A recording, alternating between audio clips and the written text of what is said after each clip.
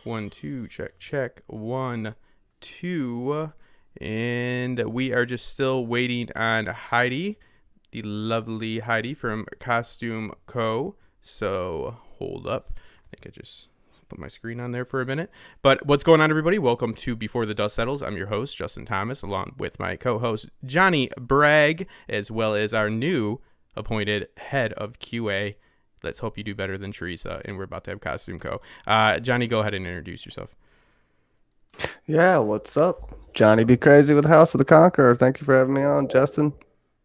I think it's going to be a really, really good episode. You want me to go with them tech specs, good sir?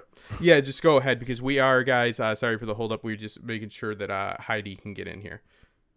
Go ahead. So, yeah, Westworld, Season 3, Episode 6, Decoherence, the 26th installment in the series. It ran it ran 62 minutes. It was written by Suzanne Rubel and Lisa Joy and directed by Jennifer Getzinger.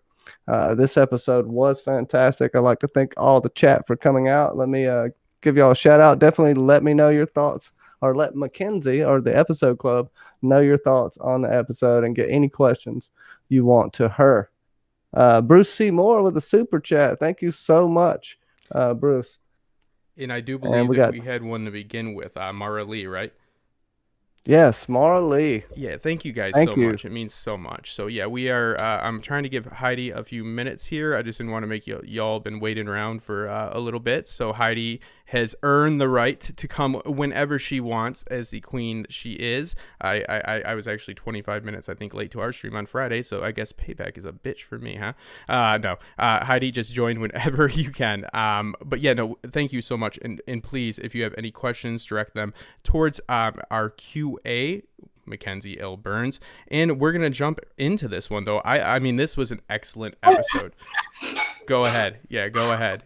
Yes, so there were some questions, and I don't know why there's going sound in the background, but the biggest question that we had in the beginning is, I guess, from the end, which is about the death of Nathan and Jake, and will Charlotte create them as hosts? Will she create them as hosts? Well, she obviously has an attachment to them. Which I found to be very, very interesting, because what is made, and we will go back and go into a linear, retrospect on this. But what I loved about this was that, we all thought, oh, how is she going to love this kid, right?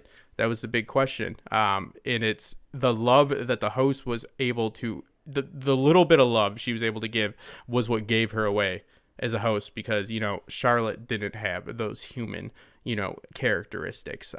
In this whole episode, as well as this whole series, just always does that so damn well. They always make you just flip it right on your head. Everything's, oh, the host can't do this, and then they show how it's problematic for us to do this, and so forth. So I think that this series was the perfect train ride, this meta train ride into a pit of existentialism. Johnny, any thoughts about if she will recreate them? You only live as long as the last person who remembers you. So, as we know, how Dolores recreated Arnold or Bernard, she did it off of memory as best she could. Now, something interesting that happened this episode, we had a mass execution of all the hosts, basically, and they're going to need to repopulate at some point. And what are you going to pull from? Well, probably going to recreate people you like and you liked being around. So I could see definitely, if Charlotte Hale survives, she could recreate her family. Why wouldn't she at this point? Plus all that pain and suffering, and that's what we get to see. She's arguably more human than Charlotte Hale. This is a big take on they really stepped on humanity this episode and how awful we are. Well, yeah. That's a big question right there. Are we the scourges of society? Are we the roaches? Or, as William said it, are we the maggots eating the dead body? Oh, my God. And we have Heidi. We had wonderful people in the chat, and I made you wait, and I game recognize game. Thank you for paying me back on that one. No, we were worried. We were worried about you. So, thank you so much. I always switch the video service in which we're using. So thank you so much for joining us. Costume Co is here. She's in the house. Yay, I'm here. introduce yourself to the good people? Oh, yeah, I'm really sorry. We were having some technical issues on my end. It's because there's only 4 people in Canada that are operating and keeping things going. There's 7. There's 7, including my family during COVID-19. So anyway, I'm so happy to be here, Justin. Hopefully better late than never. Oh, no. Yeah. I mean, I knew you were going to get here, and I had the pre-roll anyways, and I just wanted to get it going for the people so they didn't think that before the dust settles had turned to dust. So no, I thank you. Can you guys see me okay? Oh, yes, you look wonderful. Yeah. Thanks, Justin. Yeah, I'm jealous of the lighting a little bit. I spent a lot of time outside. It's a little bit too much, I think. It's maybe a bit too much. No, I like it. It's good. Okay, so let's start at the beginning, though, with what we are shown. So what we're shown at the very beginning is Maeve honing her powers in the simulation, but also a very much so, at least hitting home for, myself, somebody that grew up, believing that if you did bad things, you would go one place, good things go to the other place. I mean, what Serac is offering Maeve is punishment for her acts are reward in the form of paradise. This is very much so the same situation in which most humans find themselves in, after you die, this ghost party you can go to, or the bad ghost party. So, I thought it to be very interesting. And he's, again, pulling on her heartstrings and trying to bring her over to his side. But I loved what she said, because it was on point with what I think a lot of us have been saying. It's Maeve doesn't need a lot of motivation to go after Dolores. You don't have to swindle her. She's gonna be more likely to do it because she wants to do it. She's strong like that, but also she differs from her philosophically and ideologically. So I thought it was really well done. We also got a little bit of a new information about how her powers work. This is very important to take note when we see these characters do something new. When she was able to put her hands onto Hector's head in the simulation and awaken him, that's new. That is new. That is something that we should definitely, at least mark down. And if it happens one more time, really pay attention for Chekhov's simulation. So I really thought it was cool. We get the awesome event of Nazis getting the living shit kicked out of them, which I can't see enough of it. I don't know. Call me a guy that doesn't like Nazis, I dare say, but I do like seeing them getting their ass kicked. Heidi, any thoughts on the very beginning of this episode, and any thoughts on that garb that they were fronting? Flaunting, not fronting. Well, it was funny because in the other day when we had a live stream, I was talking about how much I love Nazi uniforms. It kind of was taken out of context, but I love those costumes. But this episode was amazing. I'm kind of one of the things that disappointed me, they didn't have the preview for the next episode. So I kind of scrambled to run and watch what was going to happen next week. Did anybody else do that? Am I the only crazy person who did that? They had one. Yeah, they had dropping bombs. Oh, okay. Well, maybe it's because I'm in Canada. We watch it through Crave TV, so they didn't show us the preview for those. So I had to kind of scramble. And then also I wanted to quickly watch the behind the scenes. So, by the way, hi Johnny, how are you? I'm good. How are you? And just take a breath, Heidi. Take a breath. I started because I wanted just to make sure people knew the stream was happening, and by no means feel like I know you're a pro and you could handle it. Anyway, it was probably one of my favorite episodes of the season. So much stuff going on. It was fantastic. So I'm not sure exactly what your question was that you were asking me. Just in general, I'm just laying out what we were given at the very start, which was a simulation of the kicking of the Nazi ass. Yeah. And we did learn a few new things, which is specifically that we got a new power. I can't. Absolutely. Yeah. So, and I know we touched on this a little bit when you were a guest on my show on Friday, that when it's in the letterbox sort of anamorphic, I think that's the lens. Someone was correcting me, that we know they're in the simulation. So right away I was like, okay, they're in the simulation. That's cool. And I love that Lee Sizemore was there. So many great characters came back in this episode. That was another thing that was fantastic. Oh yeah, we're gonna get there because I was absolutely freaking out about it. And somebody brought up, rightfully so, in the chat. I really love what they said about it, because they said Serac knows he can't manipulate her. And I'm sorry, I'm trying not to look down at my phone a lot. So that's why. Okay, Danielle. Serac knows he can't control Maeve, so heartstrings is the only route. So true. Such a good, unfortunately, commentary on our own world and how people are, ran off of emotion. And even when they get information, like factual information that is like hard to really dispute, they don't like where it's coming from. So they will, diverge from it. So yeah, you're totally right. That's the way to go, pulling the heartstrings. Johnny, anything from those first few moments that I just spoke about, and then we'll kick it over to the QA Mackenzie.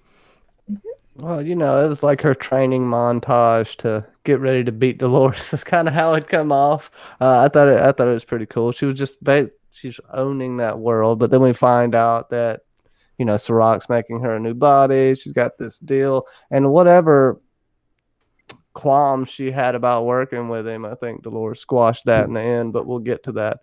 I thought it was a pretty good homage. It was, kind of good to see Lee again, I guess, his annoying ass, but that's just fine.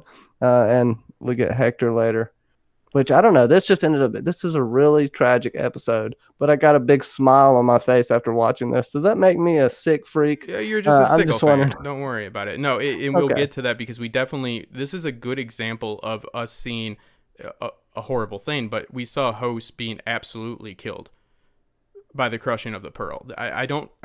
Off the top of my head, I want to say that's the first absolute time we've seen this, but I think I'm wrong on that. So, but that, that hasn't mattered in the past. So, yeah, just go with it. But it definitely was like a very definitive moment, but I don't want to jump around too much. Everybody remember to direct to our QA, quality assurance, which we'll get into them too, because God, they just cannot get competent wherever they are. You're already doing a better job and you just started. Yes. So everybody, if you want a question or a statement directed towards the panel, just at the episode club, and I'll be able to see it. And if I can't catch it, DA will most likely be able to. If you accidentally with DA will also pick it up as well, because some of the questions that you have are really great. There was one question which ties into Maeve, but it's more at the end of the episode, but I can bring it up now. And it's from Louise Brooks, who says, who is Maeve's ally that is being made? Her sister self from Samurai World or Shogun World? Like, I know that's at the end of the episode, but it's all about allies. Oh, yeah, absolutely. Yeah, and we'll kick it around. Yeah, we are at your guys' at your guys' hands here. So I think I also want to say hi to Mackenzie, by the way. Mackenzie, hello. Hi. Canadians being polite to other Canadians, something you see every day of your life. We have to. It's part of our makeup. I know. Exactly. No, you were wonderful. Yeah. I took that as there's going to be another Maeve because like Dolores got more, I want more. But that was just, first take off that. It definitely could be a number of people, but I think that she would want to pull some, a little bit of the wool over Dolores' eyes. But it does kind of go against her philosophy and ideology as well. So because she didn't really care for how Dolores did it, but I'm going to stick with my first. I'm not going to be a hypocrite and stick with what I first said, even if I think it might be wrong at this point. Yeah, I think it's going to be another Maeve. Yeah, and she also could maybe get around the button that Serac has to shut down her functioning. And this would be another way for her to do even covert missions, because you got to think at some point her and Bernard are going to end up teaming up. I mean, they're all trying to kind of stop Dolores here. Bernard, what does he really want? I don't know. I think he's slowly starting to figure that out. I know he wants peace with both human and host, but is that even possible? Even with Caleb in the picture. But I don't know if I want to go too far down that rabbit hole, but there's a lot here in this episode, and God, I got to watch it 3 more times. I'm telling you. Oh yeah. Like this is the one episode that has really given me like the motivation to make like a classic, like, like polished scene by scene breakdown, because I really think we got a lot here. And I really enjoyed it. So yeah, I think that, with Dolores making multiple Dolores, that she saw that as problematic since the goal was for Dolores to like, kind of take over the world. I guess Maeve's goal is not necessarily that, so maybe it wouldn't be an issue for her to make other Maeves, but somebody in the chat brought up that it could be Teddy to get under her skin. Like that's like the move I would make, like that vindictive, like, like petty, malicious move. I'm with you on it. It's like, yeah, it's like not even who's the most, which he would be helpful. Not even who's the most helpful. What would piss them off the most? Useless Lee. Yeah. No, but okay. So let's talk about Lee, because that does go into the our next step here, and our next beat in the story. We see Lee, and what's funny is we deal with this existential crises throughout this whole series, but specifically this episode, it is very prominent. So we see Lee, and he makes an odd comment like, why would I keep working if I'm in a simulation? So that kind of brings up like, like what motivates us to do, like, what we do to make us who is our actions, what make us who we are, or, who we are is, like when we, like the whole question of meaning of life, like what motivates you to do something. It's like if you live this life that we have like no idea what happens before or after, or really any proof of like this not just being a simulation or anything, but we keep trucking on. So it's like Lee has decided in this situation that even though it seems like he's like has agency within the simulation, right? Like seems like he can make decisions. So he chooses, though, not to do anything because he finds it to be meaningless, which I think is kind of a narrative on, like what's going on with the information being passed around and people knowing. And it's like, it's this loss of hope. And I don't want to get too deep because it gets down to like that existentialism and that meaning of life. Well, but go ahead. The mysteries are what keep you going. Not knowing a lot of times is what keeps you going. And he made everybody ignore him to the point where it's just basically like he is alone with himself, except when Maeve is in there. He doesn't really even want anything to do with it. It takes a meaning away from life, like you were saying. And also, this part of the simulation is conscious. I'm guessing. We don't know that Lee has a pearl or whatnot, but I'm assuming his memories inside data because it is incomplete. So maybe it is inside data based off the incompleteness of. But still, there's a consciousness there, which I find very, very intriguing. And this simulation, wherever this simulation is, could this be where humanity ends up in the end? If they are to survive. It's got a bar. I don't know. I mean, he's got like his local spot. What'd you think about it, Heidi? Like he's got his spot. It indicates that he's got agency to some point. So it is a little bit of commentary on, like finding purpose and meaning. So I kind of like that he was just like, I mean, let's face it. He like all writers, we're all just so sad. And he wasn't accepted at his job, so he's just boozing all day. I don't blame him. It doesn't take a simulation for me to do that. I like how he said he wrote or he changed the code somehow so that the other hosts don't notice him. He can just kind of go and pilfer off of their trays, take their alcohol. I didn't catch that. I didn't catch that. Yeah, he just sort of said, I kind of. Sorry, go ahead, Mackenzie. Oh no, I was just saying, that was said. It was that subtle mentions of the dialogue in this episode. Oh my God, go on. Yeah. That is amazing. Yeah, the dialogue was really fast-moving, fast-flowing, I thought. Sorry to break up this reunion. It was really well-written, I thought. I loved that. And I was actually really glad to go back to Warworld because I was a bit concerned that we were just going to have that little taste of it because there was a really great behind-the-scenes thing. And because I was saying to my husband while we're watching it, I'm like, what's the purpose of Maeve beating up all these Nazis? And he said he thought it was a simulation to teach her her fighting skills, to help her build up her fighting skills. I know Kung Fu. Yeah, I know Kung Fu. I'm like, go back and learn something that's efficient. Yeah, so did you guys like some Krav Maga she was doing? Yeah. Yeah, did you get it? Because she could have just made them stop like she did before, but it was like, she's sort of having to develop her fighting skills, perhaps. Yeah, I guess, because she was put in there to like, kind of like try to be put on a leash by Serac, right? So like he's like showing her that he's got the agency, and then she kicks ass. And so it's like a little bit of like, hey, let's have an action sequence. But I think what your husband says holds weight. That also that you could be definitely, because she's honing skills in there, So I think it's definitely a training montage of sorts. Now, I was going to say when you said this, when she said, I need helpers, I immediately thought that she was going to get versions of herself right away. But then I kind of thought, well, what if it's like her gang? Obviously Hector would have been part of her gang. It might have been, we were talking about Clementine perhaps coming back. Did you guys think that maybe Clementine might be one of them? Ooh, see that's so you just went through what I went through, but I stuck with like my original because I'm the same. Like, yeah, but your Clementine, we've been looking for a reason to get her back, right? Go ahead, Mackenzie. Yeah, there was a question from in the chat. And also someone brought up that the actress was at the red carpet for the season 3.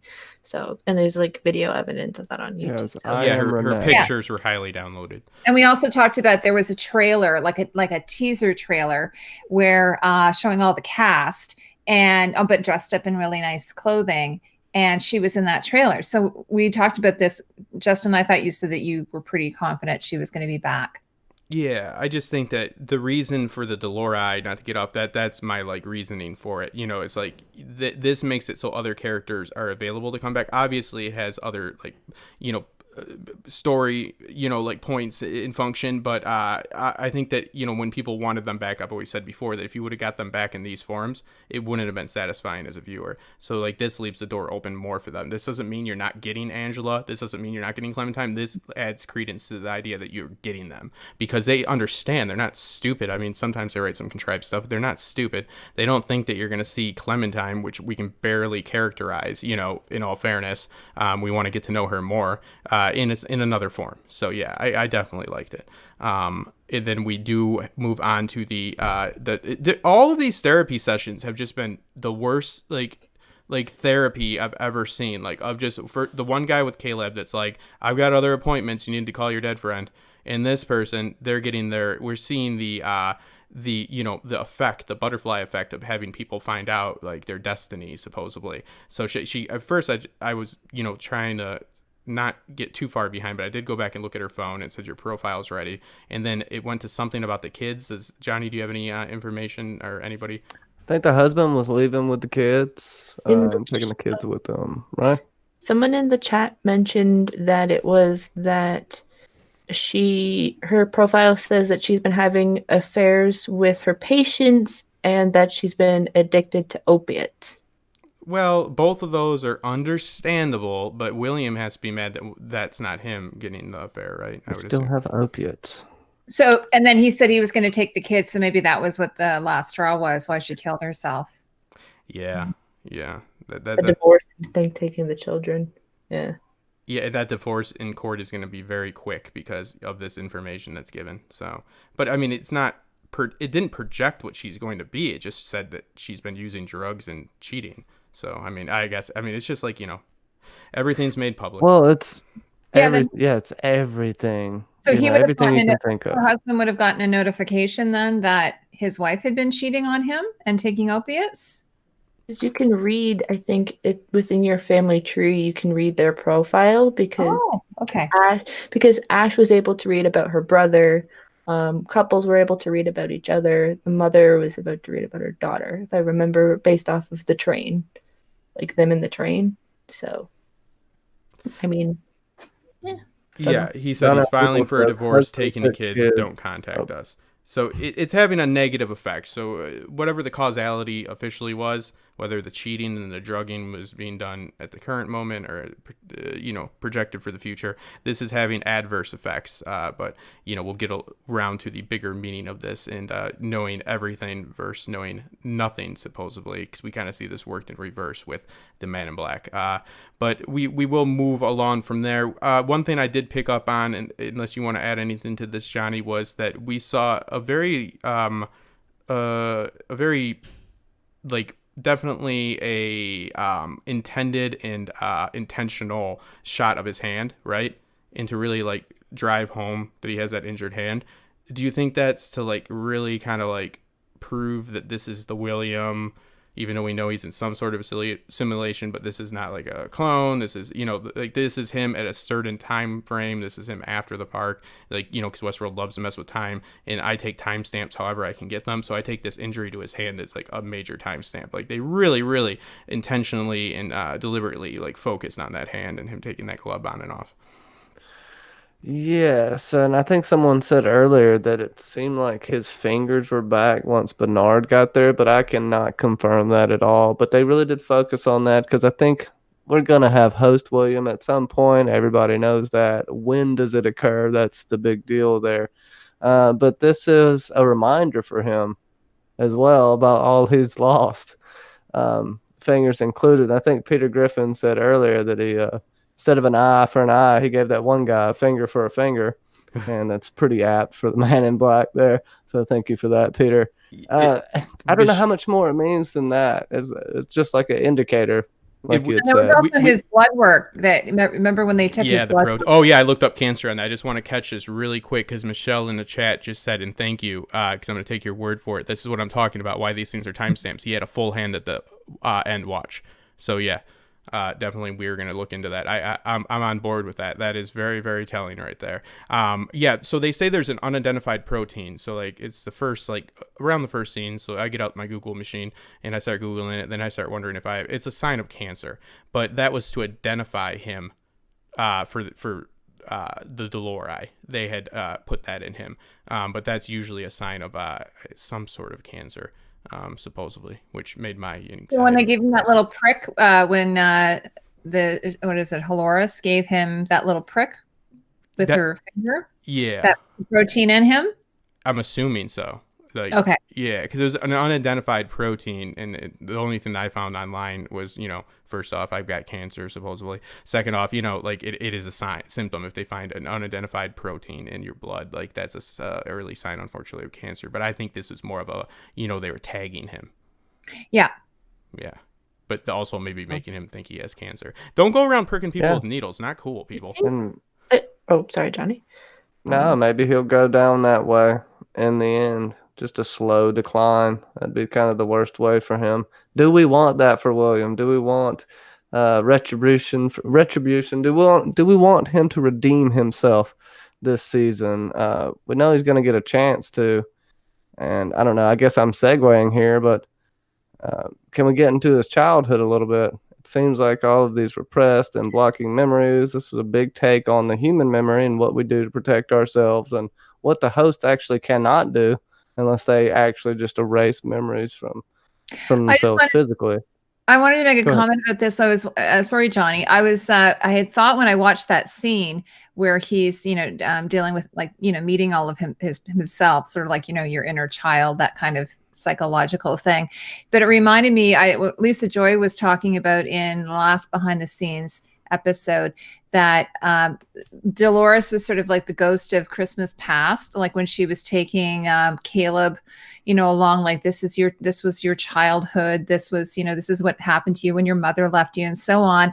And I was sort of feeling that was a little bit of this sort of same thing for William. This is sort of like the ghost of Christmas past, sort of taking him through his life up until this point. Like, so he is the one in the straitjacket now. He's not the child. He's not the young William. He's not the Man in Black. He's something completely different and unique now.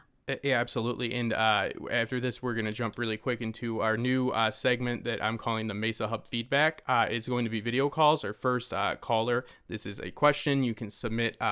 You don't have to give the question. You just have to kind of give a roundabout what it is, so we can avoid like crazies coming on and screaming. I guess that'll be fun for entertaining purposes. But in every week we're gonna do this. I'll have a sign up on my Twitter. Mackenzie will send it out. Johnny will send it out. You can also do the askfandom@mail.com. And so we'll have a first one after this. But I love this because this is exactly in reverse of what we're seeing, because we keep saying, for number one, this is a story that everybody keeps thinking they know who they are, where they are, what makes them what they are, and all this definitive and finite thinking is like, I see a lot of people walking around like the Man in Black, in my opinion, like trying to like make sense out of this game. Not that it doesn't have anything to tell you, but using all of these things like in trying to find this constant and being like, okay, so we know the maze makes them conscious, so let's use that and see how we can replicate that and so forth. So what we had here was, how when we have information given to us in this series, it seems like it's not advantageous, but that's a big argument. It's like, this is what you'll become. We don't understand in retrospect, other than what we form our, belief in the story of our life in the first, second, and third act, of how we got there. Look at how he has the childhood him. The young William, shout out to Jimmy Simpson, gave me the breaking news that he was coming back in the last season. I tweeted at him, hoping for that same shine. I love him as an actor. And then you had all these, incarnations of William, and they can't get each other.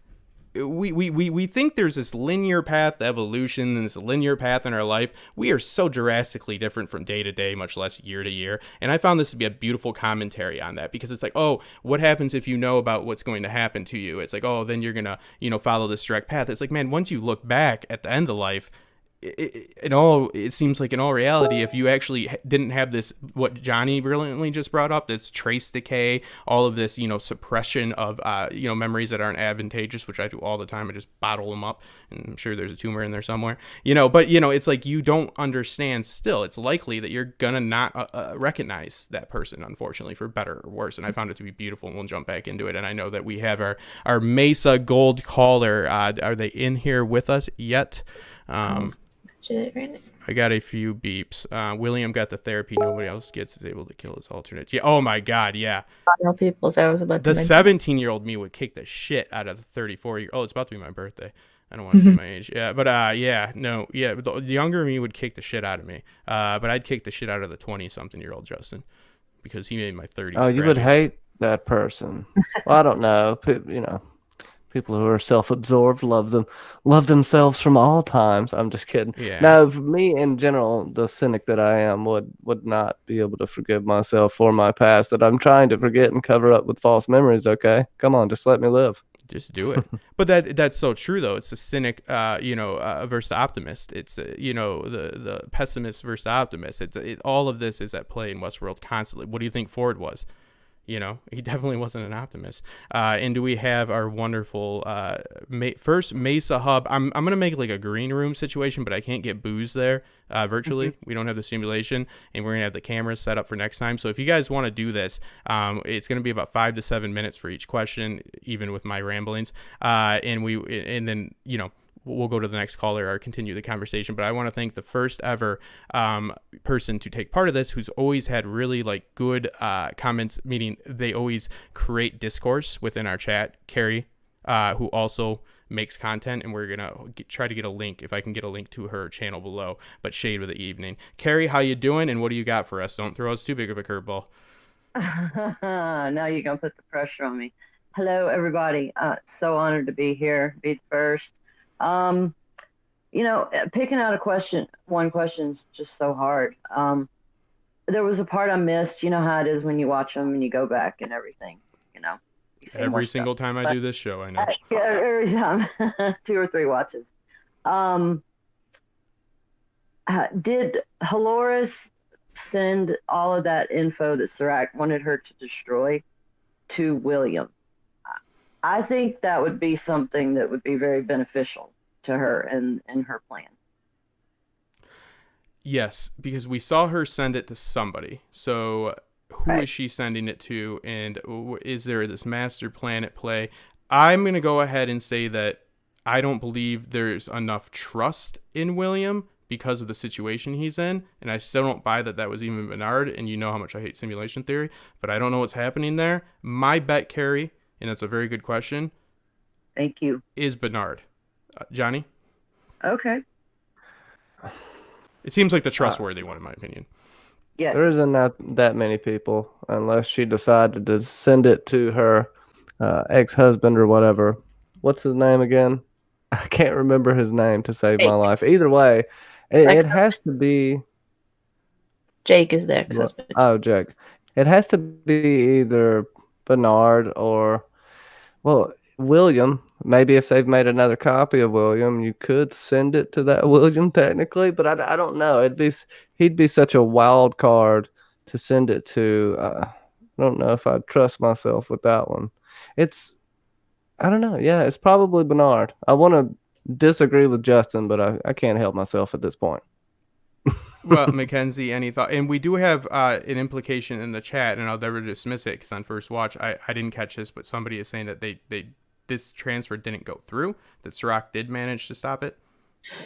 It's because he's been following Maeve, Hale the entire time that he's been there. So it could have been possible that he got rid of it, but also at the same time, it's a scene that I'll have to watch again, but it's very possible that he could have stopped the data from going through, and that she has the only data that's left on the cell phone, I guess, that's now pieces. Yeah, let's hope she forgot it. But no, okay. So rather, let's take that into consideration. But whether or not, we're still just asking who she would have, I guess, was trying to send it to, and there's great implication behind that because that shows, who's in collaboration. It could. I'll just go with Mama Dolores. She sent it to Dolores herself because that's what Dolores needed. She needed that information. Yeah, send it. Heidi, any thoughts? Yeah, no, I think I agree with Mackenzie. That's what I kind of initially thought was Dolores. And then like I was a bit confused by that though, because Serac was saying that he intercepted it.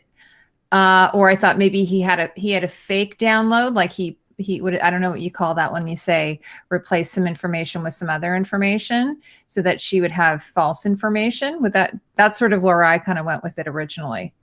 Does that make sense? Yeah, and we're also being told that there is confirmation that it was sent to William and it was shown on a screen. This is why, if I wasn't so concerned with watching the whole episode in time to be able to do this, I'd be able to stop it like more than once.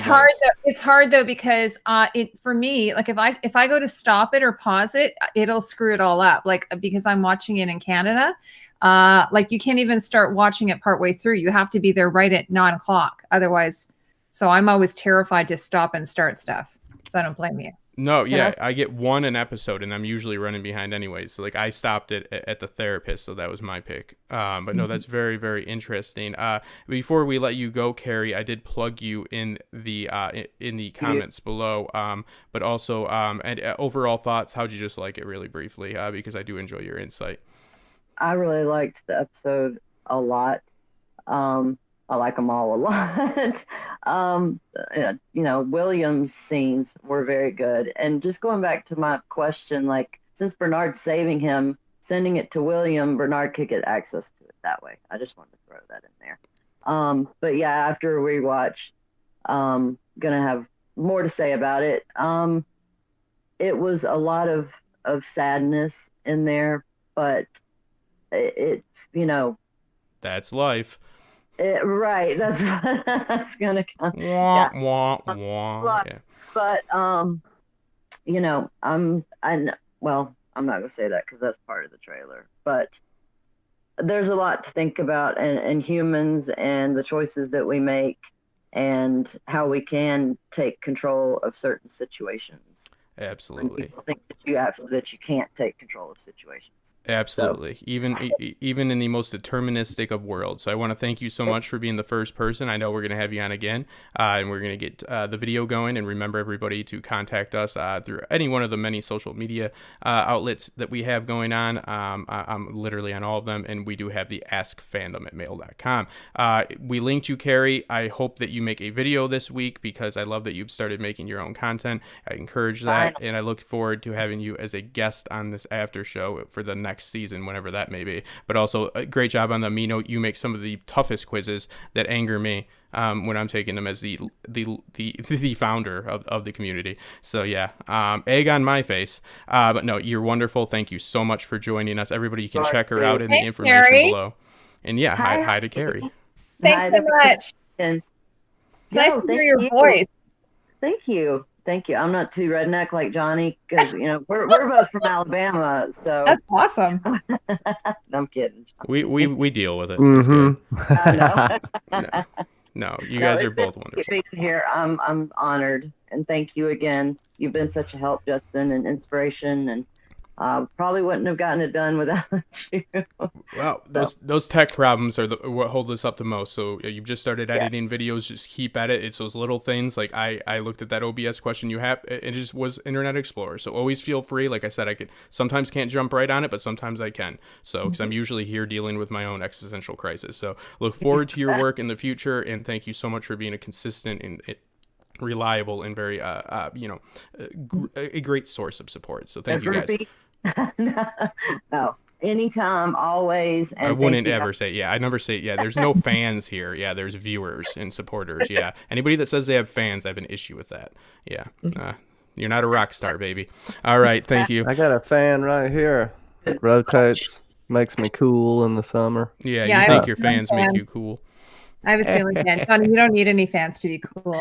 But you got fans because you are in fashion. You are a costume designer. One of the questions that I crafted for you, my good friend, is how do you look at the way in which they've depicted the garb of the future and fashion throughout time, the trends that we've seen? Does this make sense to you? Because we see this, like, you know, kickback, and you can tell I've always joked about the hat. That's the reason, because I'm just waiting for it. You know, it's going to come back. But like to this 1920s, 1930s style, like in the seemingly the 2030s and 40s. But like, what would you say about the trend in the cycle of fashion that we've seen displayed throughout Westworld?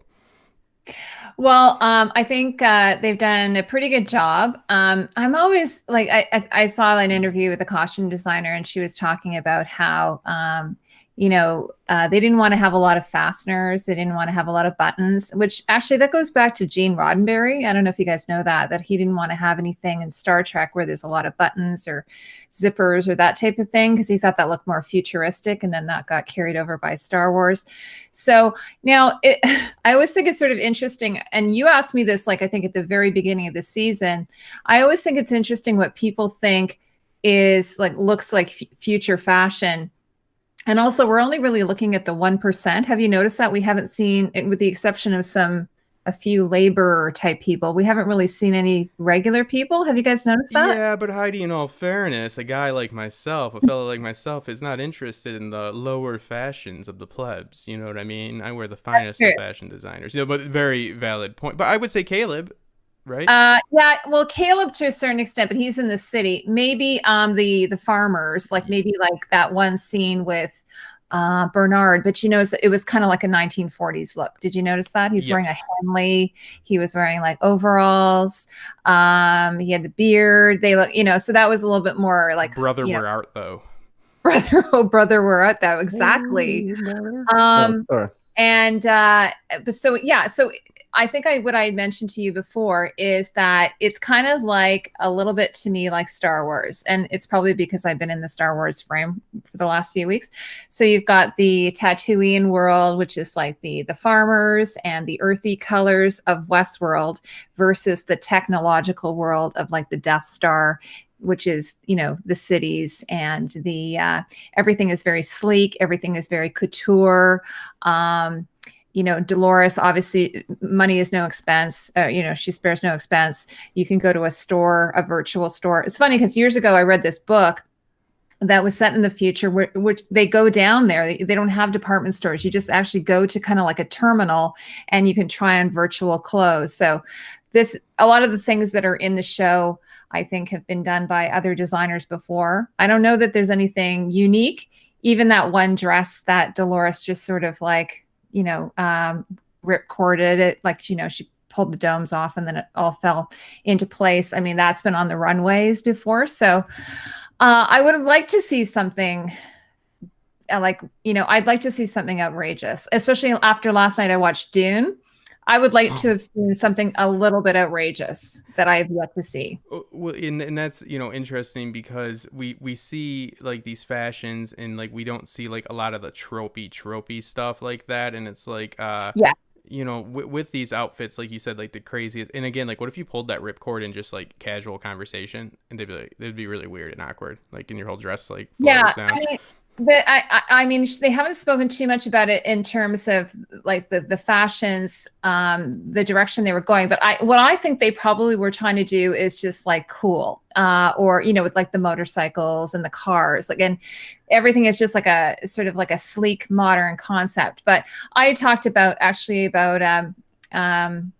not Maeve, sorry, just Hale, Charlotte Hale's outfit in season 1, that her shoes looked like something you would wear now. Like her clothes look like things that you would wear now. So I had that as a little bit of a disappointment. I think that they're doing maybe a bit of a better job this season, and it's probably because they do have a different designer. I don't know if anyone knows this. There's been 4 designers. So it's kind of interesting to see how they've, taken this on. Yeah, and then I'm going to take it to Johnny after this. The only explanation I can have, because I love what you just said, is, something called the technology gap. It's something we're dealing with now that, especially with artificial intelligence, the have and have nots will be, a greater divide. that will become even wider. So you have people that have access to this, and then you have people that don't. So I think they maybe are, and I'm thinking too much into it, are depicting, this more like Brother, Where Art Thou esque in 1920s garb, when you're looking at the country, and then when you see them, but even when they get like let's say Liam before, or I'm sorry, Serac and his brother before, and then after they got, like, it's like almost like once you get into the tech and you get into the money, just like how we can afford better clothes when you get more money now, but not necessarily dress in a completely different style. I know you can, but what I'm saying is it's a drastic change. It's like polar opposites, right? Nope. Did I just go deaf, or is she mute? Well, Because I'm worried if I went deaf. I think that's she's more of a muted. problem. Oh, thank God I can hear. Thank Oh, you. sorry. I was talking in the chat. Sorry, Were you talking about? Sorry, you were talking about Serac's Serac and his brother being that sort of 1940s. I'm just using, that's probably not even the best example. Just it it's a seems great like example. the technology gap is like once you get into tech, then they dress sleeker. So it's like I think it's like just meant to really like parallel it and show you the juxtaposition, like to show you the haves and have-nots. No, absolutely. Actually, one of the things I think I mentioned to you on Friday is that I really am looking forward to going back and watching the whole season as an entirety, because I think that when they did go to design it, they had all of, the entire season in mind. And this is why I always say to people, it's sometimes hard to just take one episode and do an assessment of it. And I like to kind of look at the whole season in the same way that I would have done it for Game of Thrones. Like, it's hard to take things out of context. So for instance, I like, it seemed there were some odd scenes where Serac was wearing a white suit, and I was like, or he would put Maeve, like he would dress her like what he would think, maybe I'm going to put Maeve in this dress. I was trying to figure out what his motivations behind that would be. Like, I'm going to put her in this sleek white dress. So I want to go back and look at these things and sort of try and figure out what were the reasons behind the choices that they made in regards to color or silhouette and that thing. And I think I'll have some better answers maybe at the end of the season. I don't know what your thoughts are about that. Like, have you noticed normally in his business attire, he's wearing a dark suit, but that scene when he went to meet Maeve, he was wearing a pure white suit, which is, most people don't wear a white suit. It's that futuristic I would say trope first of evil as impressions. white. Yeah. Oh. Go ahead, Jenny. Right, yeah. First impression. He wants to look hot for her. Well, he wants to be perceived as the savior. That's what he's portraying himself at. You can argue either way with that. I think he may be the one to destroy humanity. It'd be very ironic if he himself was the cause of his own destruction, which he kind of is, but Dolores is blowing that spot up a lot. That perception. He wanted Maeve to think he was a good guy. He tried it the regular way. He tried to convince her through words, and then that's when his true self was revealed after that episode. Well, too, and then I want to go back to you on this, Johnny, because I want to know what your thoughts are on Serac's plan, because I've found him to be inept in every way. It just seems to be illogical at this point. And I hope it's just, I don't know what's better, like a simulation within a simulation or just poor plotting. I really love this episode, but, I think it is to really put off that vibe, Heidi, because I think that like dressing in a garb like that, especially in a flat color, first off, white is the black of the future, it's the evil, but also it's like this, like, very like, it's almost like a garb that a spiritual leader would wear. It's like, it's like, it says something when you can walk around in like a goofy suit. Like, it shows confidence, like sometimes people, like, they don't dress necessarily the best, but like they show how powerful and influential they are by wearing the Kanye West, you know what I mean? He's an insane person. Yeah. You know what I mean? He's like, look what I'm wearing. I got spaghetti on my head. I'm powerful. Historically speaking, wearing white was a sign of wealth as well, because only wealthy people would be able to afford something that would get dirty like that. Like, most people would wear dark colors because they wouldn't show the dirt. So like a wedding gown, for instance, would be considered one of the most frivolous things that you could have, because you'd only wear it once and that would be it. So so that white can show affluence as well. But I do like what Johnny says as well, that he's wanted to make himself like appear like a godlike figure. She was maybe even kind of confused at him, like, are you here? Are you not here? Are you there was, and then I started thinking about I don't know if anybody here watches I forgot the name of the show. It's about those two brothers that like fight demons, and Sam and Dean. Supernatural. Supernatural. Yeah. And so I Sam. love me some Dean. And yeah, I love me some Dean. So Sam in like, I don't know, episode like season 8 or something. Season 13, episode 25. They are on like season 13. He was the devil at one point, and they always had him dressed up in a white suit. If anybody watched that show, and as opposed to Lucifer, who always dresses pretty much in a dark suit, right? But very sleek. So it kind of reminded me of that. But like, yeah, in his normal, first it made me think that he wasn't actually there. It made me think, I wonder if he's just a simulation, like how he was in the boardroom. He can kind of project himself to different places. So at first I thought maybe he's just like a simulation. I was totally confused. So that's why I think if I go back and I watch it, it'll be fun to kind of like put everything where it is. Like, okay, yeah, this is, like for instance, I know Maeve's red suit was intentionally red. Like they did that on purpose in the behind the scenes if you watch it. And I had mentioned it as well, that that's sort of her color, like Clementine's color is that sort of greeny blue color. So, and then we have things like stormtroopers that are white. So even though they are, bad guys, they are still in that sort of technological, pure white color, like we were talking about in the future. And that's why I love having you on, because it's very important to take note. It's not just because of behind the scenes. I mean, Heidi knows because she's done it. Nothing is just like willy-nilly, let's put them in this. Like, these are very, very specific outfits. So going back and trying to like prove like a theory or disprove a theory, things like what they're wearing, all of that plays in, because nothing is done without a reason, people. Like, this isn't like a film set that they got these millions of dollars invested that they're just throwing on anything on these people. Everything is deliberate. Like, I had somebody tell me that maybe it was a headlight on somebody's face or something because a car drove by. I go, have you ever lit anything? Because if you have, cars just don't drive by for a shoot on Westworld and the headlight beams in. Oh, maybe it could. No, it does not. And if that would have got through, then a lot of people would have been fired. It's closed off, even if it wasn't, which it would have been. This isn't like, these things are very, very particular. So it's like, I'm not saying mistakes can't happen, but usually in production and then people usually jump to the coffee cup argument in Game of Thrones. Let's face it, how many fucks were given at that point? And again, I guarantee that lighting was on. One. Yeah, one fuck. But Yeah, knowing Jonathan Nolan and Lisa Joy, I think those two, everything we see is done for a reason. Like the set dressing, the costumes, the props, the furniture, the vehicles, everything is completely purposeful. The locations, I mean, they scouted these incredible locations. And even Lisa Joyce said that when she walked into like War World, she was just like, she's like, I wrote this, and I walk onto the set and it was like unbelievable. It was like she was there. So they have put a lot of time, a lot of money and effort into creating this for us. The rioting people, if y'all didn't notice this, the rioting people were spray painting the maze on the side of the walls. Oh, it tripped me out. I saw that. Tripped me out. Yeah. I gave me goosebumps. Eagle Eye Johnny. Nice. There's a question actually for Heidi, but everybody else can answer it as well. It's like Hale's outfit was the same, except it's a little less white than the original. So she's becoming less of a white hat, and that was from Sasuke. And then there was the question of why did she take off the gold bracelet? That's another question. Mm-hmm. I don't know why she took off the bracelet. There was obviously, the only thing I thought of it, maybe it triggered that device, the one that released the gas. I don't know what you guys think about that.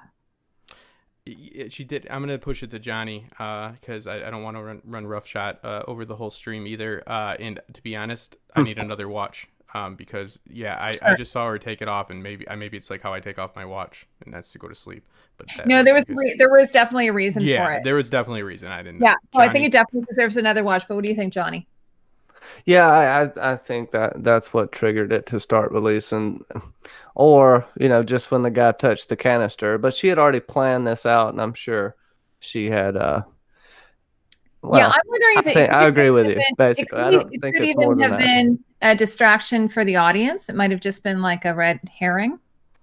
Well, this is the same spot where she hurts herself too. Mhm. It's the first thing I thought of, like when she's doing that. Maybe it was like a nervous tick, but um, yeah, that's the only Yeah. reason I can think she's doing that. Well, Now, Is in terms triggering of that the gas outfit, canister. now in terms of that outfit, the one that Hale's wearing, she wore this before. It's kind of like her power suit. Is that the one you're talking about? It's sort of like a very pale pink.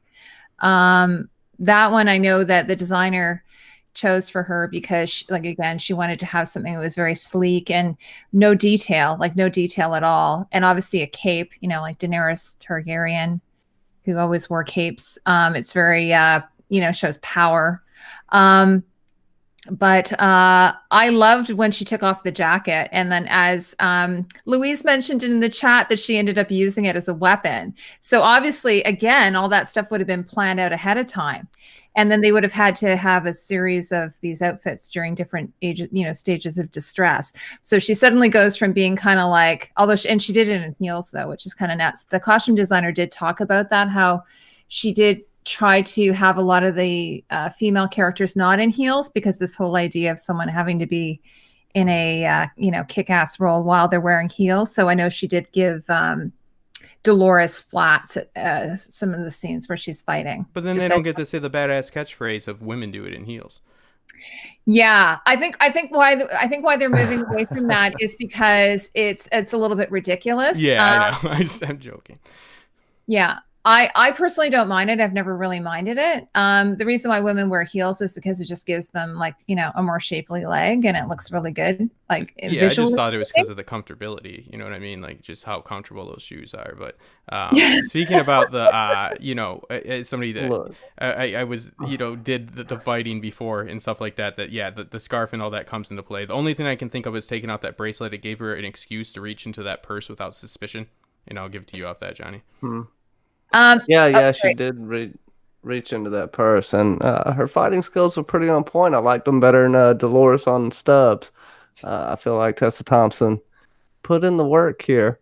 Was everything perfect? No, but she is a powerful robot, and you got to love the fact that she choked that dude out with her own jacket and then shot him in the head. I think that was one of the best fighting moments in all of Westworld. Like they might have killed that guy for real. Like somebody should look into who that extra was because he could be dead. Yeah. He's gone. Okay. Before we got all off on, there were some questions still about. There was some questions though about who William was seeing and why specifically did they show James Delos and why also not Logan. That was from Michelle Vitriol. I got a simple answer for that. We had this Logan discussion. does not have any guilt about what he did to Logan, but he does have guilt about what he did to James Delos. And I think it's more selfish guilt than anything. This is what he was aspiring to be. This is what he could become. And this turned into his ultimate fear, becoming a host or someone trying to make him a host. This is why he wanted to burn the place to the ground at the end. And he thought the Immortality Project was just a bad thing. And we know that got convoluted and turned into him killing his daughter. But the Man in Black... I don't know. I think he saw every one of himself. He gets to confront every stepping stone in his life, and when he had to change, he had to change because his father accused. He was the reason his father drank, according to his father. He already had violent tendencies, and we see that even Billy himself being there, young Billy, was the version of himself, the best version of himself when he was hiding his true self from everyone. And that's what William sees as the best version of himself. He can't cope with being him, I guess, until the end. And everyone he sees there is just a stepping stone in his life. And James Delos being the last one, I think it's kind of fitting for him to be, he was the therapist in the group session. And I just, I don't think he's that guilty about Logan. Yeah, like what I took from it was you have first off the childhood William, which of course Johnny you brought up brilliantly, that they have a situation in which he was blamed for his father's behaviors and that he found solace in story. That explains how we get the young Jimmy Simpson William that embraces story and has never felt like he's able to live a full and complete life until he's in the park. And then it moves on to the Man in Black. That is the Man in Black that is gaming the system, right? We see that Man in Black. There's two different like mid-ed Harris Man in Black. So one is the one that's just coming to the park as a black hat looking for the key to immortality. For the arbitrator of his whatever you'd call it, thank God I don't know the name of it. It's when you trap people and say, hey, you're messing up. Intervention. It's kind of like an intervention.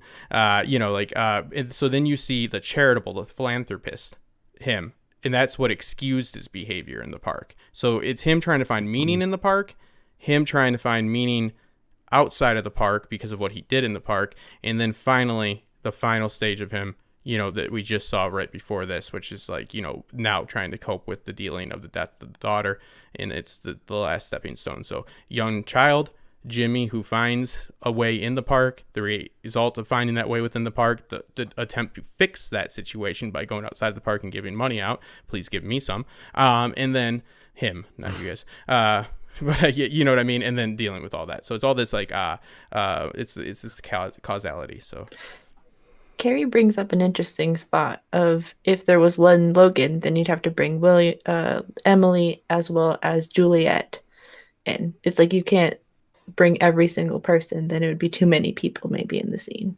Yeah, James Delos has the actor has a very commanding sense, so I think that they picked him because it was impactful, and that reflects the decisions in which he made when he was going through the park were highly motivated by the James Delos project, so it's an embodiment of that as well. Johnny?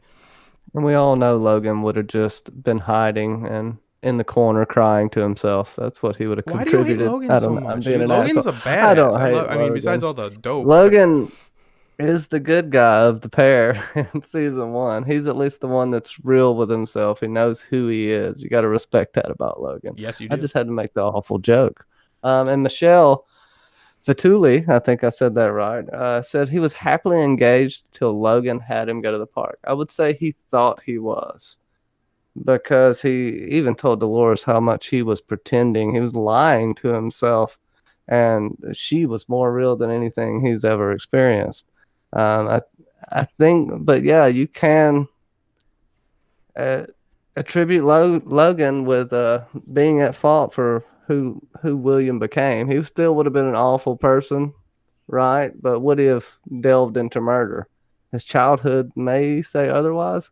He knocked out 3 of the boy's teeth and broke his arm, beat the living hell out of him. Any kid at that age has to have some serious strength to be able to do that much damage to another kid with just their fist too. So I think that's a scary thing. That's a scary thing. But is it, is he a true psychopath like Sasa K is saying, and she had problems with? I don't know if he is. It's really tough, but there are psychopaths that function every day. That lots of surgeons are psychopaths. Mm-hmm. Well, hey, I have a high surgeon. They don't. No.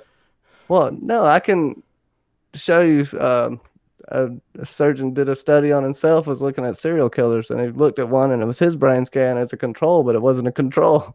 And he was wondering, how could this be? He's never had any violent tendencies, but it's just a section of the brain that, well, I don't know. I can't get too much into it because I don't want to be try to be a medical physician here. Yeah, we just lost all the doctors that love my show. Huge contingent of them. Yeah, they're like, fuck that show. One of the things I wanted to know, Johnny, is that they didn't show him, he didn't kill his younger self. He only killed like Man of Black, and he killed philanthropist William, and he killed he kills Jimmy. Oh, you're talking about the kid. He doesn't kill the child. He doesn't. Yeah, I think it's because they don't. Yeah, they killed another. We'll get to it, but they already killed one. They got HBO has a 1 kid premium. Oh, they do? Yeah, it's HBO. HBO. Oh, yeah, you're we right. only kill one kid. Yeah. Can't kill more than 1 kid an episode. 1 kid a day. Keep the jail away. Yeah, I guess maybe it was implied. Maybe he was somewhere dead in the room. Yeah, if you want to if that makes you feel better, Heidi, I'm with you. He murdered the shit out of that kid, and yep. So you know, Damn, Freddy Canadians Krueger are origin tough. story than the one we have right now. So Why wasn't Yeah. the child Right. disposed of? I love you, Heidi. Oh. But I'm the same when I said I like Nazi uniforms. So. yeah. What did you say? Surgeons? I thought you meant costume designers on that one. But no. But it's interesting. I think that there's, the fact that he reflects on his decisions and questions them, definitely, makes it impossible for not impossible, but excludes the sociopath side of him. The psychopath, I wouldn't say that. I'd say that he maybe now at the very, very end, I would just say that his tendencies are, he's very much so like on the spectrum as far as like bipolar, are jumping from like, I'm not trying to but it seems like he's one end to the other. It's either trying to find something here, he's all in on whatever he does, which is not usually a great thing. He's like all in when he's at the park. Then he's all in as a philanthropist, and he can't find happiness there. So then he gets all in on something else. It's like he can't find that evenness in his life. So I don't know. I think it's weird to like classify psychopath or not. So it's like what I know there's characteristics, but at the same time, I thought it was funny that he said, "Well, I only kill people in the park." yeah, he's like that's cool. That's like and then the other Jimmy's like, he was saying something about. Oh, yeah. Anyway, the one thing I did want to mention, though, is when he was with the therapist, did you notice like he basically revealed everything while she was having that complete meltdown? I thought it was interesting how they did that parallel. Yeah. That was like a perfect scene for me. And these therapists suck. Like, they're so distracted, all of them. Like, Caleb's, like I said before. So, why would she look at her phone in the middle of a session, too? You'd think when she was done. In fact, I said to Jack, is that your phone? What's going on? He goes, no, it's the show. And it kept buzzing. And then she said, oh, sorry about that. I tell my family not to contact me during, a session.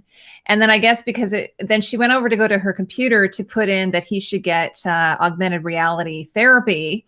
And then I guess then she decided to look at her phone, and that's when she had a complete meltdown. But at the same time, he was basically bearing his soul to her. Yeah, and she was on the damn phone. It's about this technology. I do want to bring up Sasuke, and this is why I wanted to redact what I said right away, Sasuke, because I tried to diagnose somebody. And Sasuke has a psych degree. And yeah, I shouldn't have said by. I just meant it seems like he, in my layman's terms, it seems like he just puts everything into whatever he does, which I don't see as beneficial. I immediately regretted saying that. Yeah, you have the degree. We'll have you on to talk about it. I will steer clear of trying to. I have an issue with diagnosing people one way or another, anyways. So, which is not my issue to take, evidently. No, but yes, thank you. Thank God for real like experts on stuff, and it takes somebody to be able to recognize that there are people that actually are like qualified I do that here. too, though. I do that too. Like I have a child with autism, and so sometimes just because of my own experiences with that, I'll sometimes say, "Oh, I feel like this person might be on the spectrum." You know what I mean? I don't know that you're necessarily, you're not doing a diagnosis. I hope, I wasn't thinking that you were doing that, Justin. So. Yeah, it's just there's a time and place. Like within the story, that's what I always tell people too. Is that no character within a story will hold up to a psychoanalysis. Because it is a hyper chamber of human behaviorals. Like you see like all of these actions that happen, and it's compounded by 10.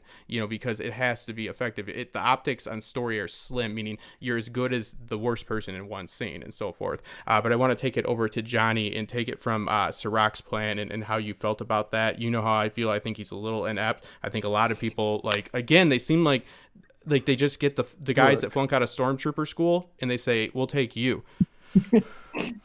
In the words of Dewey Cox's father, the wrong kid died. I think the wrong brother was taken out of the equation. Or at least, Serac is very heavy-handed. He's almost like a caveman.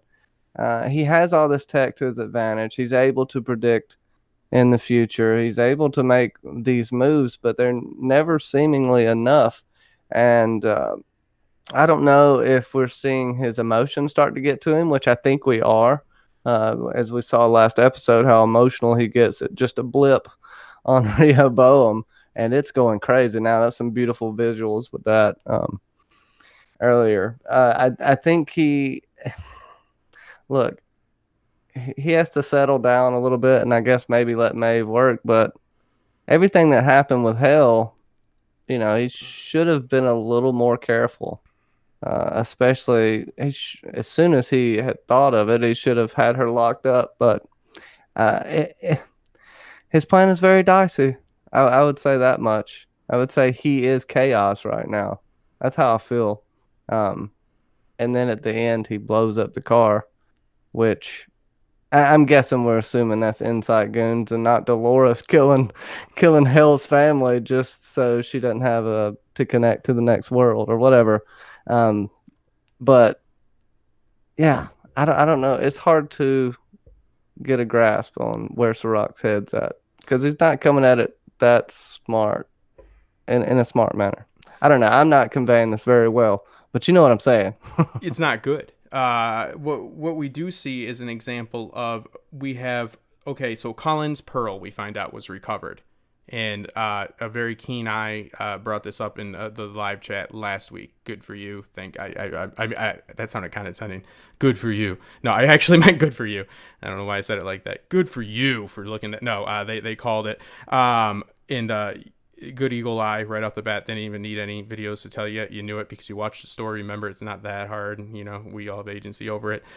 You'd be surprised. So when we do see something like this, we see Dolores being brought back, and this really hammers back home the idea that these are all Doloreses at the base, but they have changed. Even this Dolores said they have changed from their experiences. So there's an interesting concept here, and I assume it has to be in the simulation, but there is the remote control of pearls. You know, of course they're in the simulation, but this makes me wonder what the difference would be from having a pearl in a database plugged in as it was, in having a host walk around like remotely in the real world. I don't know if this opens that up to this. I mean, it's Westworld, it's fictional story, so I don't want to break my own rules and say I guess anything's possible. But I don't know. It was interesting for me to see them, and of course it was a different scenario. The context needs to be conveyed. But yeah, I mean, it was interesting because this is the first time we see these people being destroyed. You know, meaning these host pearls destroyed. Why do you guys think that Hale picked Hector with Maeve? Why not? You know, like what was the? I know it hurts her, but was that the best pick? I think she was just going in order. That's my personal opinion. Like the positions she was in. In fact, I thought she was like going kind of slow because, you know, for the show, she could have easily, I think, have gone around and grabbed all of them and crushed them all. The director would say, no, but be quiet. They had her kind of, yeah, I just thought they were kind of having her pause, especially when she knows, like, she's being chased and stuff like that. So it's, I personally just think it's where the position he was in the room. And then also as and from a storytelling point of view, obviously it would be incredibly impactful. Yeah, no, I love that. I love that thoughtful observation that you didn't try to turn into something that it wasn't. You're like, no, that's because it's there. That's where she was in the room. Go ahead, Jenny. Well, sometimes the most obvious thing, right? I don't know. No, it's the realistic thing. I think she needs Maeve in a sense as well. Maybe not to help her, but for the same weird reason she's keeping Bernard around, which we got to know he's the key at this point. Come on, he's irreplaceable. But I think she needs that dichotomy. I think she knows in the end Maeve's not gonna settle for what Serac really wants. She's gonna have a change of heart, I think, at some point, but not before she kills Dolores. Yeah, that's the thing. I think and we go back to the thing where I believe Dolores is willing to sacrifice herself, at least her original self, in the end to have a better world, so to speak. Whatever her better world is, we haven't seen any of that come to fruition yet. Right now, this is just the chaos. This is the beginning of the end, and yeah, that's about it. There's some. Go ahead. There was a couple questions that were earlier in the chat, but I made sure to catch them. One was from Tim Hines, who said, "Did Maeve make a copy of herself that Serac can't shut off?" And then Susan Dunkel asked, "Isn't it strange that Serac is causing the same escalation of violence he has spent his entire life trying to avoid?" Oh, first off, what's up, podcast world? Tim Hines knows where that reference is. A little OJ. What's up, Twitter world? Tim Hines, part of the Daily DVR family. He has at least one. If you're part of that, I mean, I'm running one of the podcasts right now just because they're overloaded. So yeah, I'm assuming you at least do too. But yeah, a wonderful person. Somebody I talked to fairly. Yeah, we're not dating, but we talk. So yeah, no. First off, on the whole Maeve thing, yeah, that's what I like predicted. So I'll just go with it. But also, it does make sense because like it's like, you know, it could again trick Serac, which leads me to believe our question once again, which isn't one of those questions that a story like this really would want us questioning, like how much does he know, like because he doesn't seem to know a whole lot. Like this whole who's a host scenario, like this shit should be done with a scanner. Like what is happening here? Like, you got Rehoboam going, you got all this going, and you are just so inept. Like, so She inept. talked to her kid. She cared about her kid, and that was the key. It's a beautiful sentiment, and you know I love that more than anything, but I don't agree with getting to it in a contrived manner, and I love this. I think it's one of the best episodes of the series, action-packed, and still pulled that existentialism and that deep, you know, that meta deep, you know, thinking that it brings about, but at the same time, I still got to say, what the hell, man? Like, what the hell are you doing? Husband also mentioned that, you know, when old William went into what is it, the medical or the psychology facility, the mental hospital, a very valid institution. What's it called? A very valid institution. A valid institution. When he went in there, the first thing they would have done is done blood work on him, like the moment he would have gotten there. That's usually routine for when you go into places like that. So it seems strange that they would have just taken the blood, you know, when they were about to do that augmented reality. And what about that thing that went in his mouth? That was like one of the freakiest sci-fi contraptions I've seen since like A Clockwork Orange, I think. Yeah, that's the little the drip. That's the there was questions about that too. Yeah, and that's shout out to Jonathan Tucker. I love him as an actor and wish he would have. That was Craddock, I believe, last, but he's been in a lot of great stuff. Go ahead, Mackenzie. Yeah, there was Frozen Whirlpool says the tech is super dicey. Drool on a sensor at the roof of your mouth, or drilling a sensor to the roof of your mouth, like about the whole William having a drip because he was seemingly the only person to not have one. Yeah, you know, they didn't have a scientific or a technological advisor, like even at the beginning of the show that I found out. They got one very quickly, and they offered their own services. In Nolan and Joy, this is why I've always stuck by. The tech matters because it is a commentary, because AI, and I have an email question about, you know, the bicameral mind, in which I'm currently reading, and like the benefits. I've spoken about it before. We got one email to the askfandom.com, so we'll get to it, but like where that plays in and stuff like that, where that information can be helpful. But they've always approached this in a very like philosophical way. But it's fair to say that this technological aspect of our lives brings up an abundance of philosophical questions. So like it's not, they're not so much interested in proving how technology works. They're just proving that it could exist within the constraints of, you know, how things are moving up as of right now. It's like a trope called 3 days in the future, but everything's like exponentially greater, but it's not too much, it's not unrecognizable. That's kind of what they're playing off of here. You're right, but this is Aldous Huxley, Brave Through New World. All these are these old dystopian tropes, guys. This is controlling people through pharmaceuticals, through technology. You know, it's done in more arcane ways throughout life, but keeping a populace docile has always been a real world issue, as well as a cultural commentary that's through metaphor used in books. So well, and I kind of felt like that the drip is kind of up there with lobotomy or electric shock therapy. It kind of felt like it was up there with that type of really antiquated, like they don't even give him a sedative before they put it in his mouth. They're doing it almost like, it felt like they were doing it, they wanted to torture him. Mm-hmm. They maybe even enjoyed it a little bit, but the fact that they have no, like for instance, nowadays, if you have electric shock therapy, they still do it. They sedate you, you're put to sleep. Whereas in the old days, like my grandmother had what was called insulin shock therapy, and they didn't. They would just, strap you down to a table. So that kind of stuff was like kind of Nurse Cratchit type shit, And so I think that they, when Nolan was doing it, they weren't thinking, oh, this is going to be comfortable for the patient. This is just like how they can get shit done kind of thing. Yeah, Well, he also would be in an outlier class. They seem to be the outliers, like who Caleb was, the people that have to go to them facilities.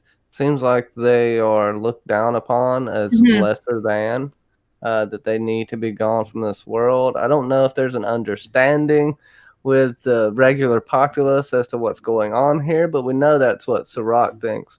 And these people are hired by us. They seem like regular Serac goons, if we're being honest, just your standard goons. And I want to be a there goon. there should be a little bit of torture there, I guess.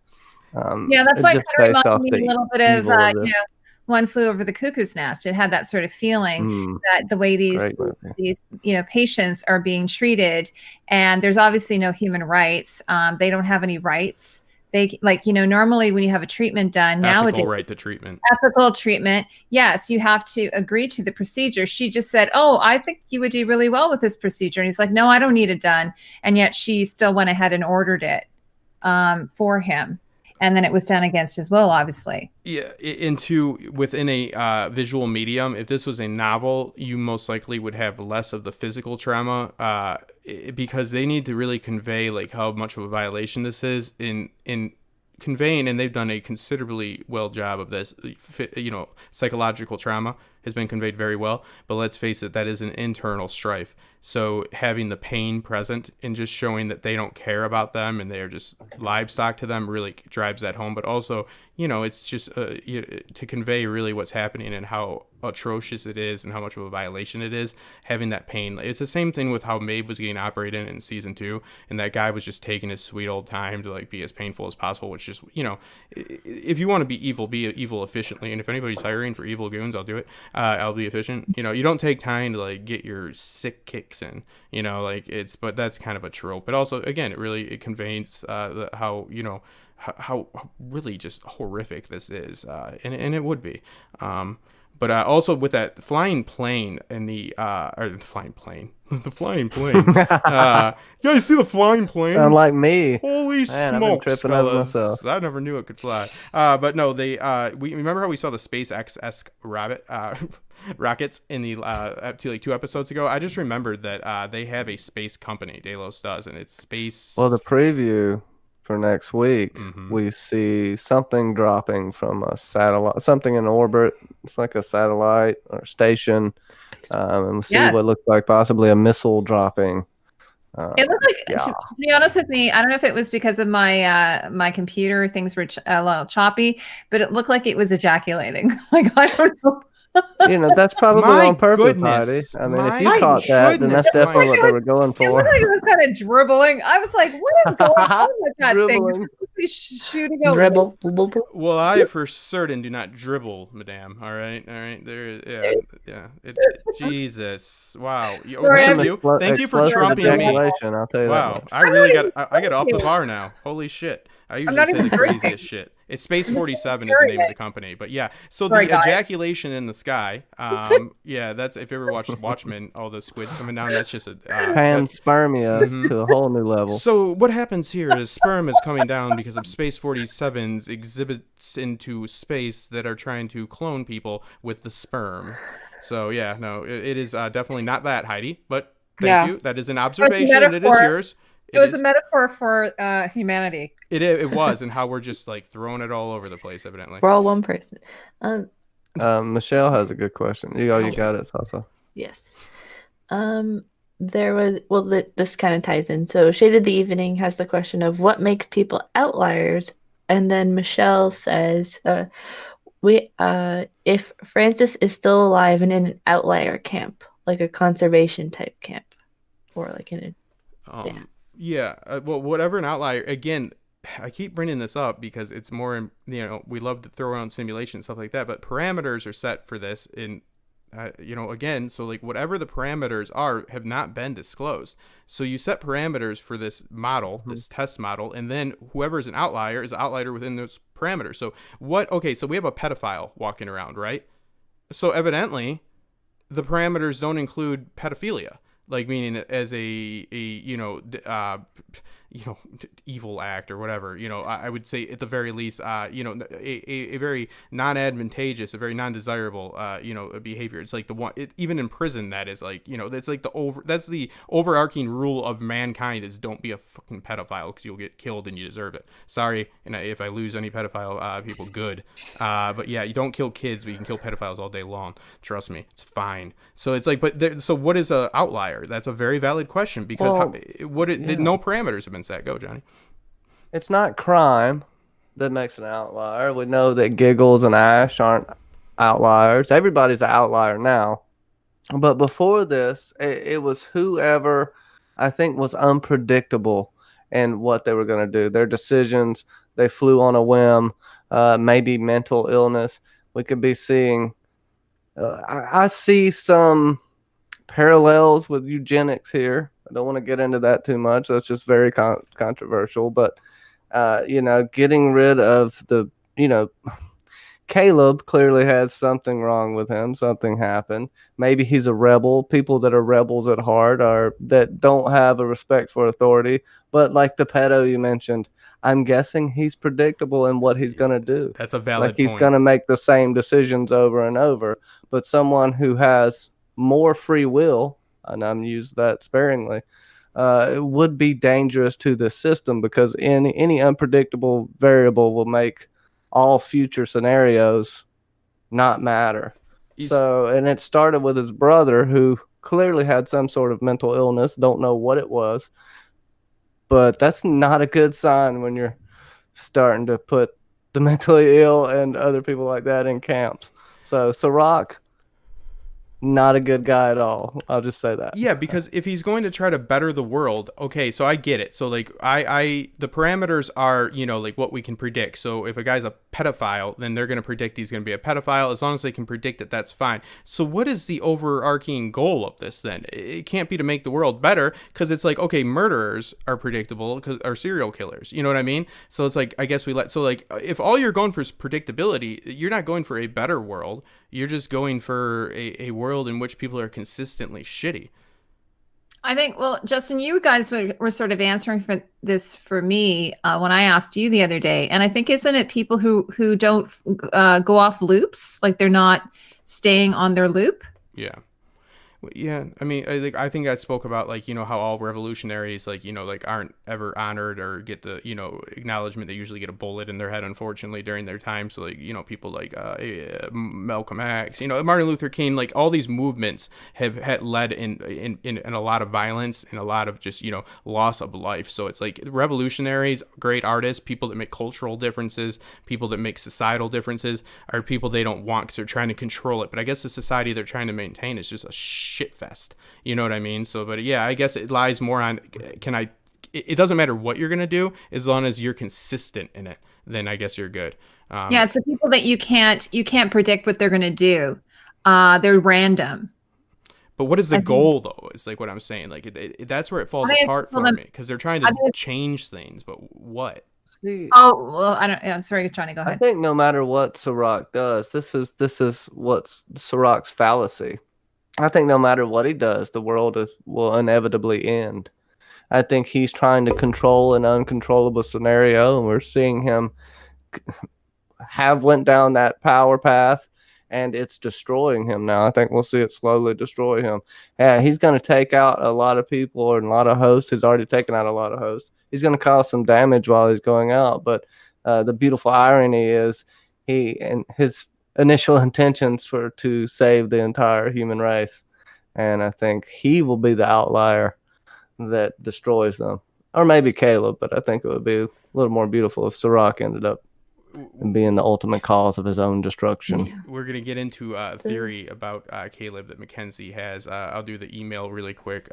It's just go ahead. There's though people are talking within themselves, but I thought I'd direct it to the panel as well, about the difference between where Serac's brother is in versus the facility that William and seemingly Caleb has went to, and if that makes them a difference between an outlier, because they're thinking that the brother might have been labeled as an outlier because he wanted to do certain things like what Serac did. Yeah, but then Serac kills him. That makes no sense.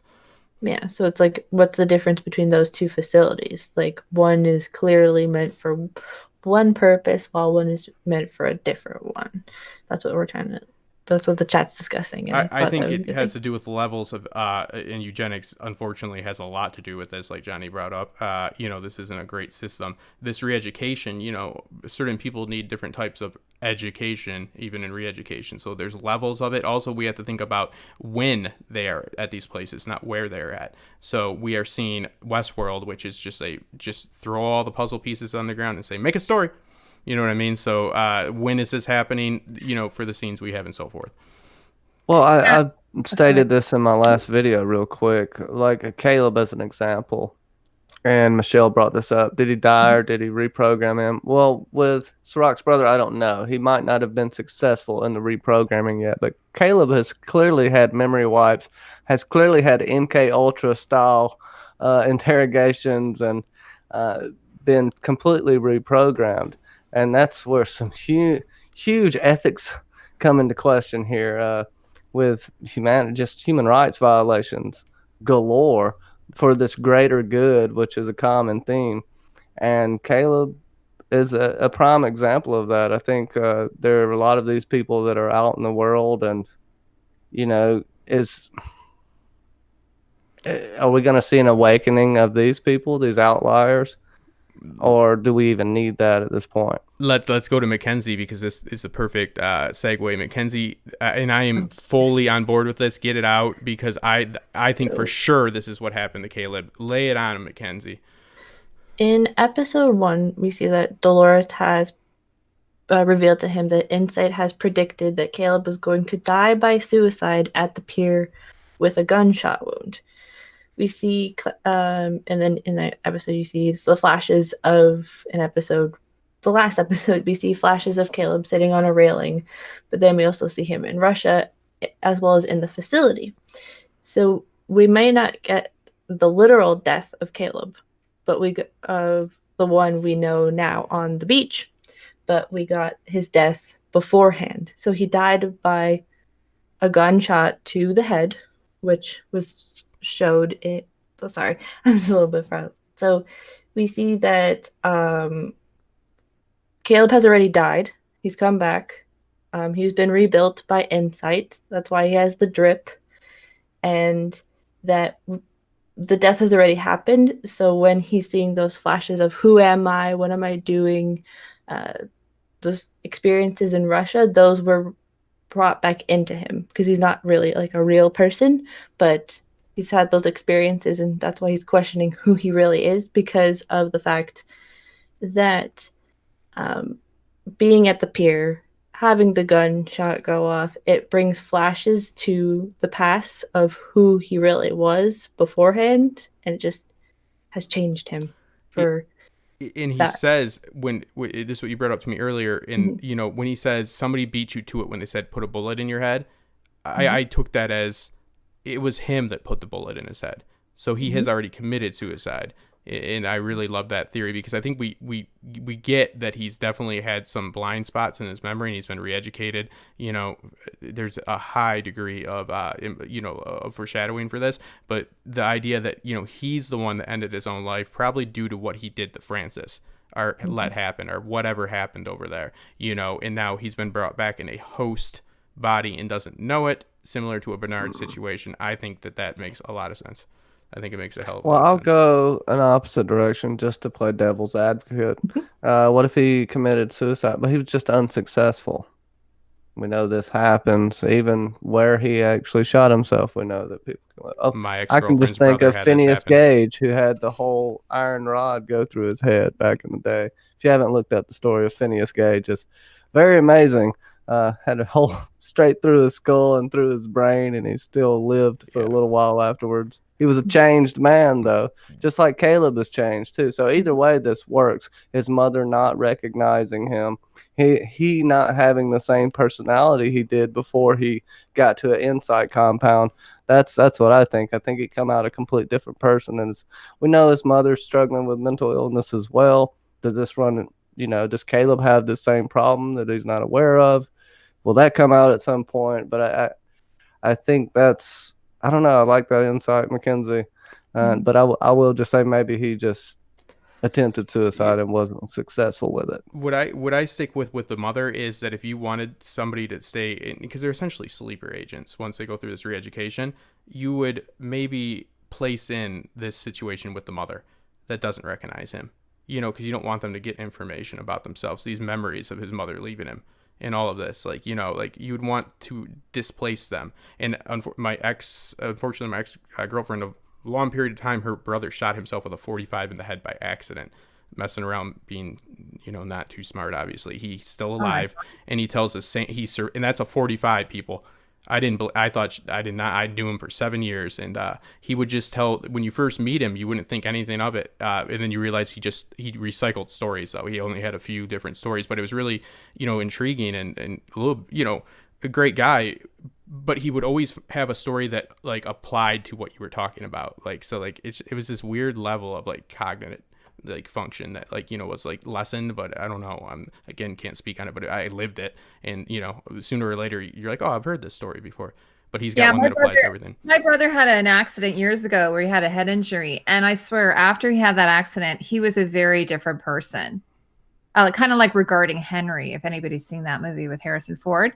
So I think any type of trauma can cause a change in your personality, and definitely any kind of physical, injury, or whether it be, done intentionally or not, like a lobotomy, like Johnny was talking about, that guy with the pull up. It was an unintentional lobotomy, right? Yes. Basically. People Yeah. That's been studied. That's like an incredible, that was one of those really incredible stories. Yeah, the mind plays crazy games, and a lot of people are also asking about Francis, and if Francis is still alive and in a camp. I tend to think so, and that's just my 2 cents, because we do see in the teaser trailer for the season Caleb visiting Francis, and Francis is in an orange jumpsuit that's similar to the white ones? outfit. Yeah. I think that he did something that he needed. Sorry, that he just needed. Him and Caleb did something. Francis got the rap for it, in my opinion, and that's led him to kill himself. Go ahead, Johnny. Mm-hmm. And is this a prison for sure? Is this another place like the Insight facility?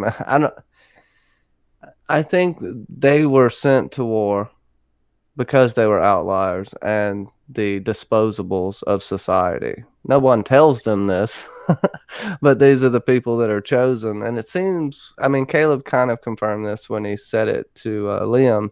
You're the guys that sent me to war. You're the one that sent me to war, blah, blah, blah. He was getting really mad about that. Francis still being alive. I'll go the opposite direction. Just say this is a memory from the past, and this is just him putting together what's happened. But I could be wrong. Yeah, I agree with Johnny. I want us all to agree. Yeah, Because he doesn't if we need to did, still it wouldn't be a alive. good show.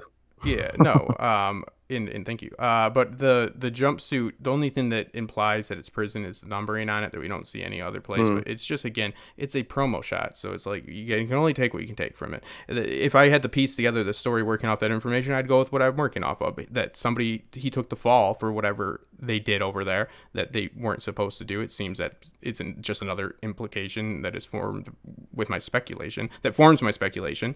But at the same time, it would make sense that guilt might bring him there. Him being still alive, I don't know what that does.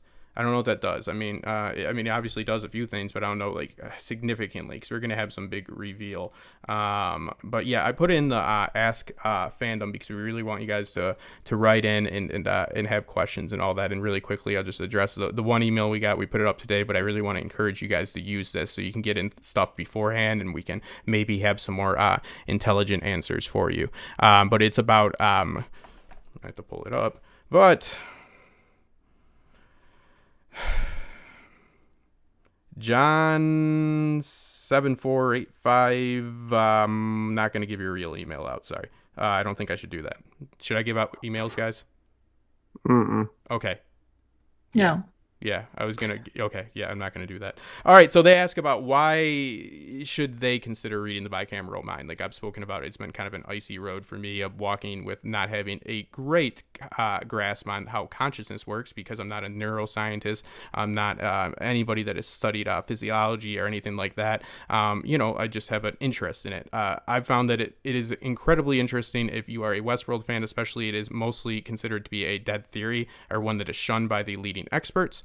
But again, there is no theory of consciousness that is like set in stone. So what you want to do is look at how they approach how to prove consciousness. And what the bicameral mind has done so far for me, it's a very long book, but a very good read, is that they go through all the different processes and studies in which they use everything from animal behavior to people that are near-death experiences, cancer patients before chemotherapy. And it really lies heavily on the internal monologue, people that are able to tell stories about themselves, to themselves. And that's where it really fits in. Also with metaphor, language, the development of our language is highly tied to self-awareness and consciousness. Stuff like, metaphors are a part of our language, or what we use our language for, that really like have a higher process of mind, process of thinking, because we can say words that don't mean what they mean. Get what I mean? So you start to translate it to other things. It's deeper introspection. It's all these very, very interesting studies, and you can see how heavily reliant it is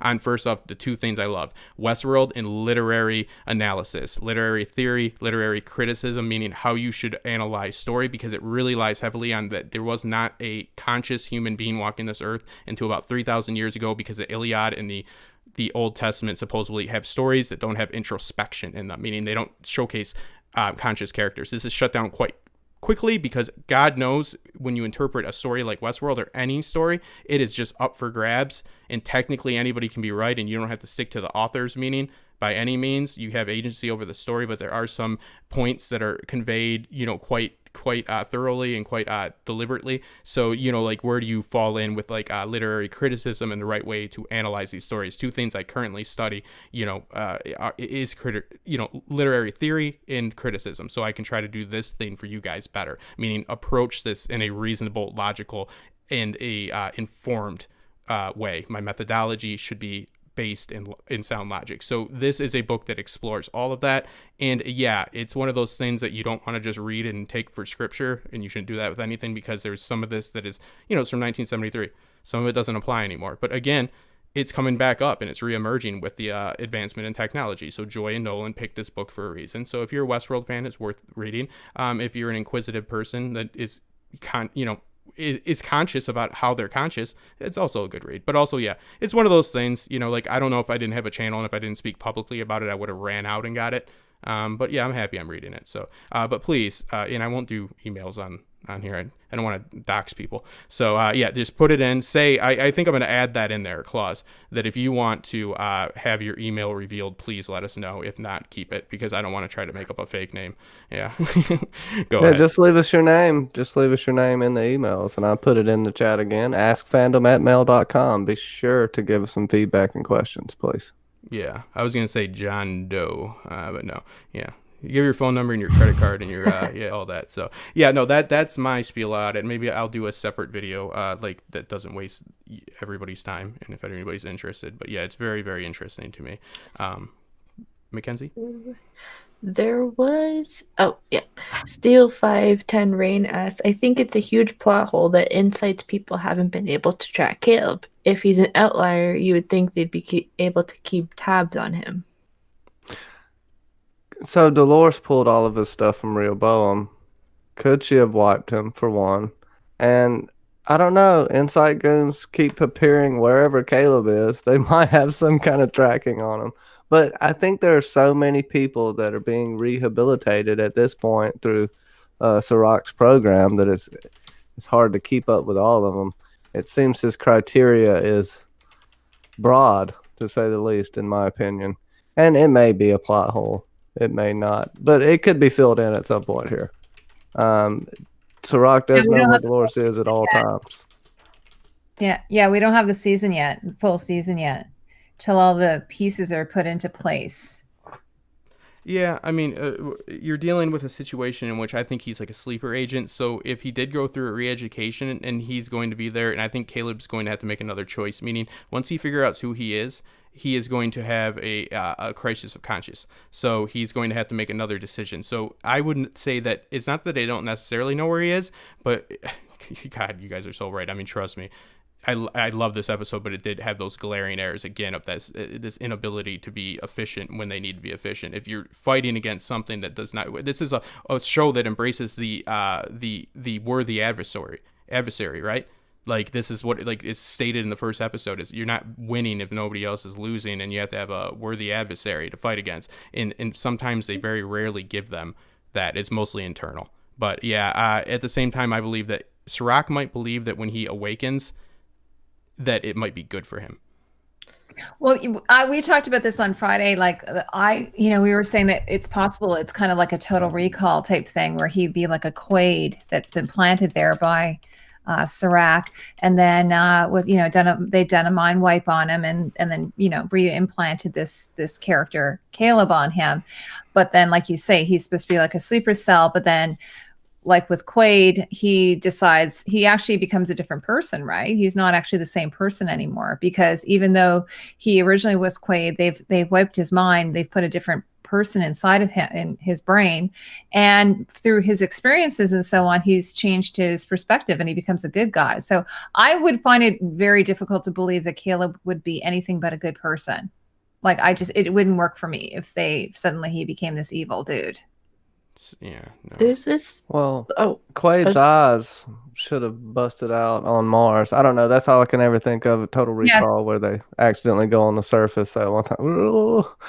That's a great. That was one of the funniest special effects things ever. I bet you if Philip K. Dick saw that, he probably would have not been too happy about it. But I was saying, Johnny, on Friday, I was saying how many, Minority Report, how many A Scanner Darkly, how many science fiction stories it feels to me like this season in particular is drawing from. And I know that Nolan, he draws from all kinds of sources because he's kind of a nerd. He's a geek himself, right? Mm-hmm. Him and his brother, they're both huge nerds, and they love the fandom, the shows as much as probably we do. So he grew up watching all kinds of different types of influences, even like Kurosawa as well. So, which is why we have that sort of Old West type thing. I think in genre, some of the visuals seemed a little 2001 Space Odyssey. Oh, yeah. During the James Delos project, especially. Yeah. It was funny because I was just reading, again, back to Star Wars. I was, that Lucas, when he wanted to do Star Wars, and everything up to that point had been kind of goofy, like with science fiction, it had been sort of like beep beep beep beep and little robots and plasticky weapons and so on. So when Lucas went to do it, like he was saying, I want it to be like Kubrick, I want it to be more like that dirty, lived in type of world. And I feel like with Westworld, they've got this is the one thing we don't see too much of the poor people. I don't want to say the poor people, not the 1%ers. I feel for me, if I saw them, that would give me a much better idea of kind of what's going on in this actual world. And I'm hoping that we will see that. I'm hoping we're going to see a slice of, we're seeing the mental hospital, maybe see the prison, but we haven't quite yet seen what the real world looks like. We're just seeing sort of what they're allowing us to see right now. Just like the show, it's very meta because the people within that world have not seen it yet. So it's also, I did an essay on this before I made videos. And again, a lot of these essays are better than my videos. Simpler times. But immersive theater. And it's funny because the actors of these immersive, it's called Eyes. It's not Eyes Wide Shut, but it's oh God, I can't find it. But the actors that have acted in this immersive theater have been Aaron Paul, Evan Rachel Wood, a number of these actors that they picked. In immersive theaters, when you go through, this one embraces, I believe it's Hamlet. Yeah, I think it's Hamlet. And you go through and you walk through and the actors walk amongst you. and you pick levels to go through. It's usually in an industrial setting in a big city. Sometimes it's in bars where there's real drinks and you don't know who's acting and who's not, and you get told a story. So it's very meta. So like they all these arts, and I mean, with the nods in the simply in the music and like all these nods that they do, sometimes you have to wonder, it's like, did they just get lucky on some of these and be like, oh shit, this could work like that? Because the amount of like these subtle and like nuanced little moves that they make are so impressive to me. But that I don't want to go on further. Didn't we get the theme from The Shining while Caleb Yes. was on the beach last week too? That was that was tripping me out. That's the Yeah. reality version too. That was like, it was funny because when I saw that, I thought it was is this the horror genre? But apparently it was supposed to be the reality genre, which I thought was an interesting It's choice. horrifying, yeah, because that's Reality that's is more a horror. yeah. I knew it right away too, because I did a rewatch on The Shining. I've been doing this. I've been going back and like I told you, I watched Dune. I've been going back and rewatching some of these older movies, and so immediately I knew it, and so it was like, wow, that's a crazy choice. And they also used Bowie. They used the songs were great. I love them. Nightclubbing, like I've just been Can't stop I worked in singing. a nightclub for 10 years and never heard that song, and now I'm just bebopping around like a tool, and I'm using bebop as my word because of I yeah. can bear witness to that as Yeah, well. yeah. Now, Sasaki can jump back in. Mhm. Did we talk about the scene with Yeah. burnt Charlotte? I was gonna- while Yeah, on the that's way what. to Yeah, the I computer meant to before? get to that 15 minutes ago. Yeah, no, thank you guys for being so When she wonderful. puts her questions, I love it. Sasaki, just keep doing that. Yes. Did we talk about the ending yet? Basically. No. No. Johnny. I think this is, gosh, man, this really puts stakes for Charlotte Hale to become a main character going forward.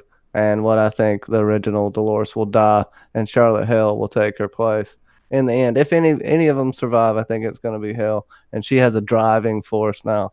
She's going to get her family out of there.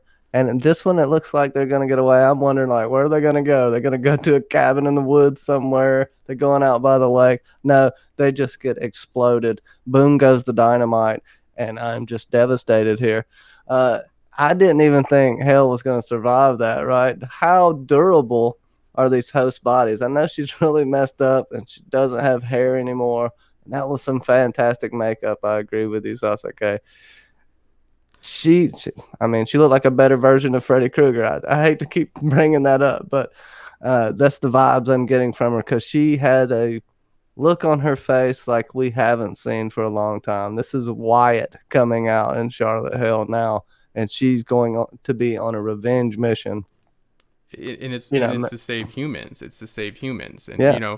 that's the liability of having loved ones. This is brought up in a lot of films and stories, that it's like, your loved ones aren't a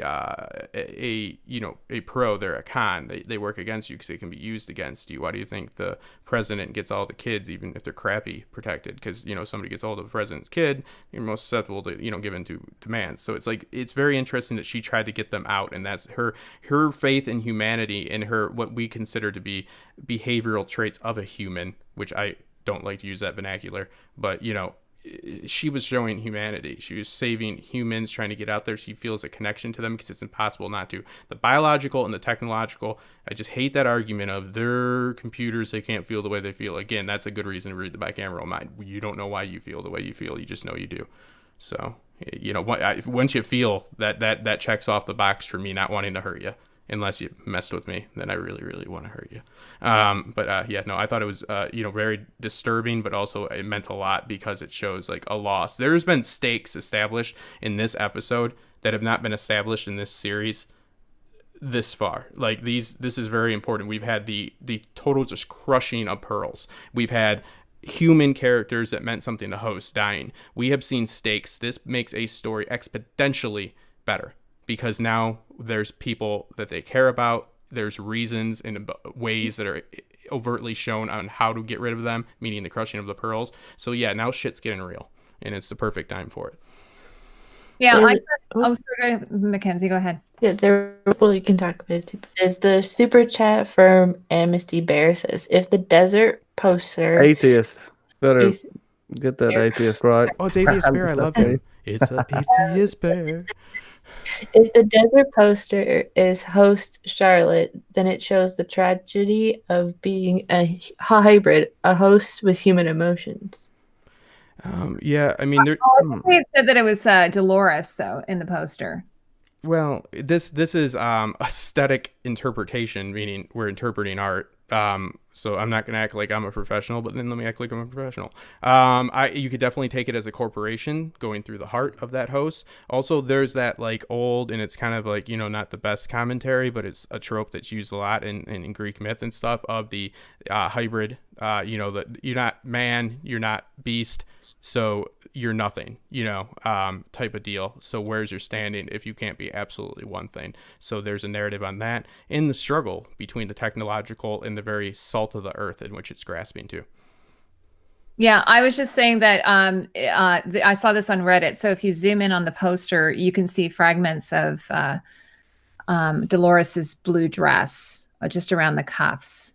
Oh, I enhanced the crap out. I gotta bring that. I'm colorblind. It's in I mean, they're all Dolores, but we discussed if you remember, Justin, that it's not a literal thing though. It's a figurative thing. Oh yeah, it's so tough. Like I said, it's aesthetic interpretation. So it's like very, you know, you can look at a painting and tell me that it means, you know, that we all live in the eye of a blue-eyed giant, and you know, I can be like, I guess, I don't know, it's not wrong. Yeah. You know what I mean? Like, but I think we're pretty on with like what they're trying to convey. It's, you know, it's the strife in which they're enduring, right?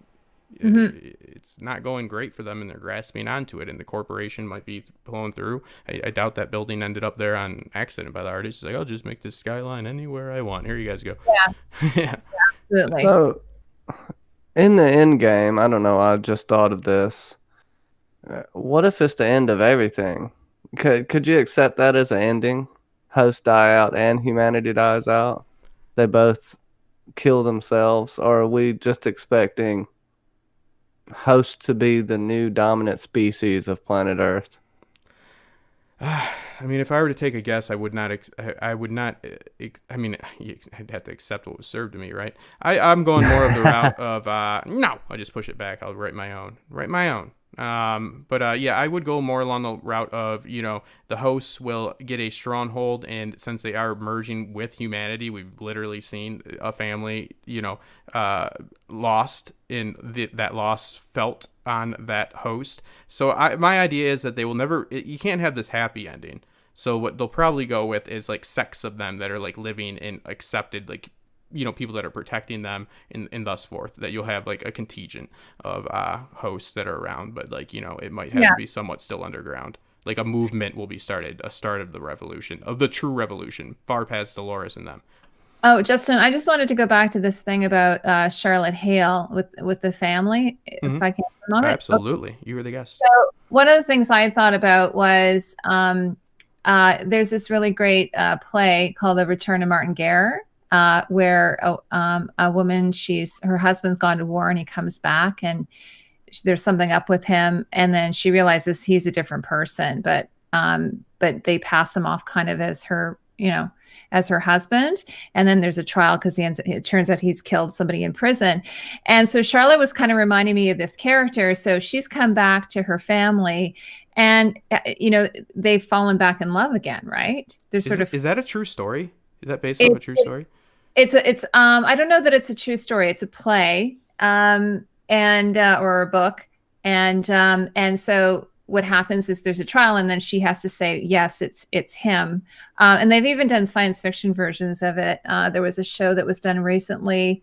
I think it was Electric Dreams, where they did sort of a play on that same type of thing, where this woman, her husband goes off. He's a total dick. And then he comes back, and then he's just like this lovely, charming person, and they fall in love. And then there's a trial. So it sort of reminded me of that. So Charlotte's come back. Her husband, I think, has fallen back in love with her. They've rekindled their love. And then even though the son knows, you're not my mother, and we've seen that before. So I thought that was really an interesting thing, that she would want to protect her family. But then there was that point where she was talking to Dolores, and Dolores said, but you don't have a family. And she's like, right. But she's kind of like, you know, she's lying. She's like, I so do have a family. Yeah. And then she had to lose her family, as Johnny said, in order for her story to move forward. Like he said, it could be her and Bernard could be the end players in this whole thing. There is another 2 seasons though, so I think there's still a lot that's going to have to happen before we get to the end. No, that's a great. I looked it up really quick when you're talking about it. That actually is based off of real accounts. Oh, it is. Yeah, Okay. which is. But that's so true. Like, you know, I mean, it's a deep take, but it's like this is what the show is talking about, is what makes you you. So a story about somebody coming back changed, because also what makes you you is what changes you. So it's not only just a false identity, but it's like, you know, these changes in which we have with experiences and how we mold and how we can devolve and evolve and all that. So no, I think it's beautiful. And my end game is that Dolores needs Bernard to stay, because Bernard can make more Doloreses. Like, he can recreate her. So that is like a fail safe. My thing is, I think that it will, you know, next season will be them having Rehoboam and dealing with the internal strife more, which works better because the hosts are the only like formidable foes for each other, because it's QA bullshit. It's just like, it looks like I could kick all their asses, you know, not physically, but evidently looking at their fighting. Sure. It seems, No. I don't know at this point, dude. I know it'd take at least that guy. It's like, don't move your hand, like don't move your hands. She's like, oh, I'm just gonna throw this phone at you. I'm like, why? What's that? And then robot. That was pretty sweet. We all know in the real world, if you pull a cell phone out of your pocket, the cops shoot you. You don't move anything. From what Don't we've do seen, that. unfortunately. Yeah. One of the things I was really, really happy to see, we talked about this before, is the riot squad, just for the cool factor. And I'm like, okay, dudes, do not shoot at that thing. It's a riot gear. If you shoot at it, it's just going to take you down. But how do they know? They got to shoot at it. We got a gun. There's a big thing here. Let me shoot. Boom, boom, boom, boom, boom, boom with my gun. On the side it says riot control, but That's riot control, dude. No, but they're not there. I didn't want to say the word I wanted to say, but you know, they're not too bright. They're like boom, boom, boom, boom, boom, boom. I mean, these people are literally not there. Like, yeah. I'm gonna say that was probably all Jonathan Nolan. Yeah. He's like, what if they were all really stupid? I'm like, why would they be that? He's like, because then that's the only way it works. I'm like, I guess we've got the extras here. And they'll be like, oh fuck, I just realized QA has become the red shirts of Star Trek. Yeah, right. Yeah, it's true. It's like, oh, Lisa. He wakes up in a sweat. She's like, what's going on, honey? Did you realize how to make the story even better? He's like, no, we fucked up. He's like, what? He's like, all the antagonists have to be just completely inept. She's like, what do you mean? He's like, they can't be skilled in what, like things like literature and the arts. Like, they're good at guns though, right? Because that's what they do. No, they have to be the worst at guns. Then why are they the ones with the guns? Because if they have any common sense, then this all falls apart. You haven't even got a name tag. You're definitely gonna die. There's a super chat from Amberlyn. Oh. And she says, just a thank you guys. This has made my weekend not suck in its entirety. Y'all are my favorite part of Westworld's season. Oh, With she's a couple hearts. She is one of the best supporters, both friend and you know, for content and all that. No, she's always there. Thank you so much, Amber. She's listened to me and all my nonsense. I love you. You're a good person. Love you too, Amberlyn. Yeah, it takes a long time. In the future, in like 30 years in the future, they'll still have the same type of cell phones, pretty much, that we have. Yeah, like the iPhone. How much can you improve it? Really? A little thinner. Well, yeah, it's like you hit the tipping point. But Moore's Law states, I don't know. Maybe let's go back to the flip phone. So, you know, I'll have a Nokia brick next episode. Yeah, it'll be one of the ones with the antenna on it that you hold, like, you know, it's like the satellite phone. So Rock can't track these, so we're going to use these old school Zach Morris phones. Actually, I saw a show like that. I think it was it was one of these ones where the aliens had taken over the Earth, and that's what they do. They go and get like really low tech, old tech, because the aliens can't detect it. So that's what they do. They go and find a bunch of old computers. Because that is the ultimate trope. And like look at Armageddon. It's always the salt of the earth guys. It's the real men, and you know, in these stories. I'm not the one that wrote them, so don't call me misogynistic. It's them. They go, these, like, okay, why in Armageddon can the drillers learn how to be astronauts quicker than astronauts? I'm not saying drilling's easy, but it makes no sense because Bruce Willis says, I gotta have my guys. They're like, why? He's like, because my guys are the best. And because they're real salt of the earth fellas, like they're real Can dudes. your And guys take the G's? no, they don't know how to astronaut. Guess how many people can be astronauts? Like 3 out of like 100,000. I don't know what it's something that it excludes almost all of us. You know what I mean? So it's just even on a physiological level, you wouldn't be able to help handle the G. But you wouldn't be able to drill like my guy. And drilling it doesn't seem simple to me by any means. I don't even think I could do it. I'd probably die. It's very dangerous. I'm not saying, but there are levels. Like, okay, like you can't be like, but they can't drill. And they're like, and then when he asks why, he's like, because my guys are the best. I'm like, that is not an answer. That is like You're not landing a spaceship on an asteroid and drilling anyway. You won't. That's not how that would ever be able to go down. Like the guys that we had to chase from strip bar to strip bar and tattoo parlor and drug den to drug den. Those are the guys. Those are the best type of guys because it's the man. It's the working everyday man. It's like, we can do it. They're like, no, dummy, sit down.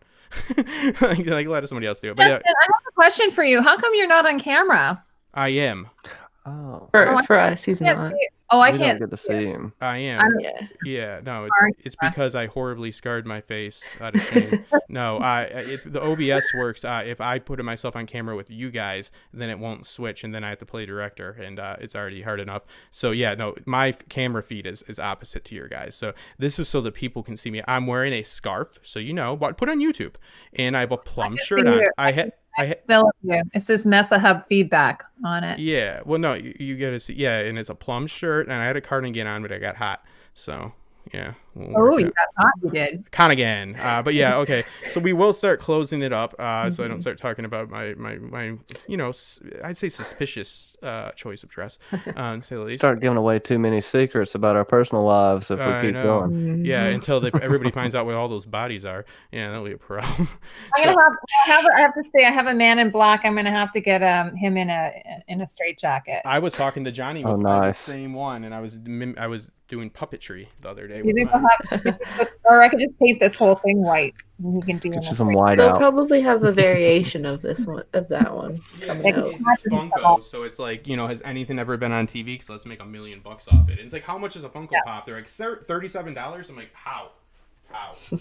It's a collector's item. Well, it depends on my Danny was more. She's sitting on her throne, so she was a bit more than my other Danny. It just depends on the extra plastic. The extra plastic, exactly. Sasuke has the realest of the real questions. The most important: what happens to the dog that Charlotte saved? I don't know where he went. Well, Dustin lost his man in black, but the dog itself. I do have Carl Strand. I have Floki, so I have only 2. They were bought for me. So yeah, I was talking to Johnny the other day with these guys. He didn't know what he was talking about. So yeah, no, Axel, he builds a lot of stuff. Appreciate it. Yeah, that's how I lose them. All right, everybody, you guys have been. It's even got the little piece of hair in front where you can put the tiny that top sucks. hat. If you make a Funko of me, I better have a full flush head of beautiful hair. Lion's It's like my hairline. What's going on here? Yeah. When he takes off his hat, he's got this like mane. So beautiful, yeah, just luscious hair. The type of hair that you gotta what's it called? De-stress or whatever. I want to have treatments on my hair like 3 times a week to keep it luscious. Like hot oil yeah, I want to be sitting in those places. Like Fabio. Yeah. I want to say I can't do a live stream. I'm sorry, Heidi. I'm getting a de-stressor done on my hair or whatever. And you're like, yeah. And I'm like, you would too. Whatever. So live in that Justin, spotlight. you think the golden retriever survived? Where was that? Charlotte Hale's golden retriever. The dog she I stole. don't want to think about that. That hurts my heart. Or is it just sitting Sasuke brought it alone up in the because she's apartment? she's got no soul. Wait, Top Shelf Fandom, you interrupted their answer to my very important question. What was it? Wait. About the golden retriever. Like, what happens to that dog now? Yeah. Oh, so then I interrupted again. Oh, that dog's dead. I mean, I don't know. I mean, do you want him to be dead or not? Because if you want him to be alive, then I'll say he's alive. He's in the apartment by himself. Yeah, just So maybe abandon the dog. He'll just slowly starve to death now, so no worries. Well, does the other Dolores, like, do they have dog duties? Like, do they know, like, did they make a pact? They're like, hey, obviously we're all going to get a lot of pets. I walk the dog Tuesdays, Wednesdays, and Fridays, and then the other Dolores, Well, that's what you would it's your do. turn. opposite days.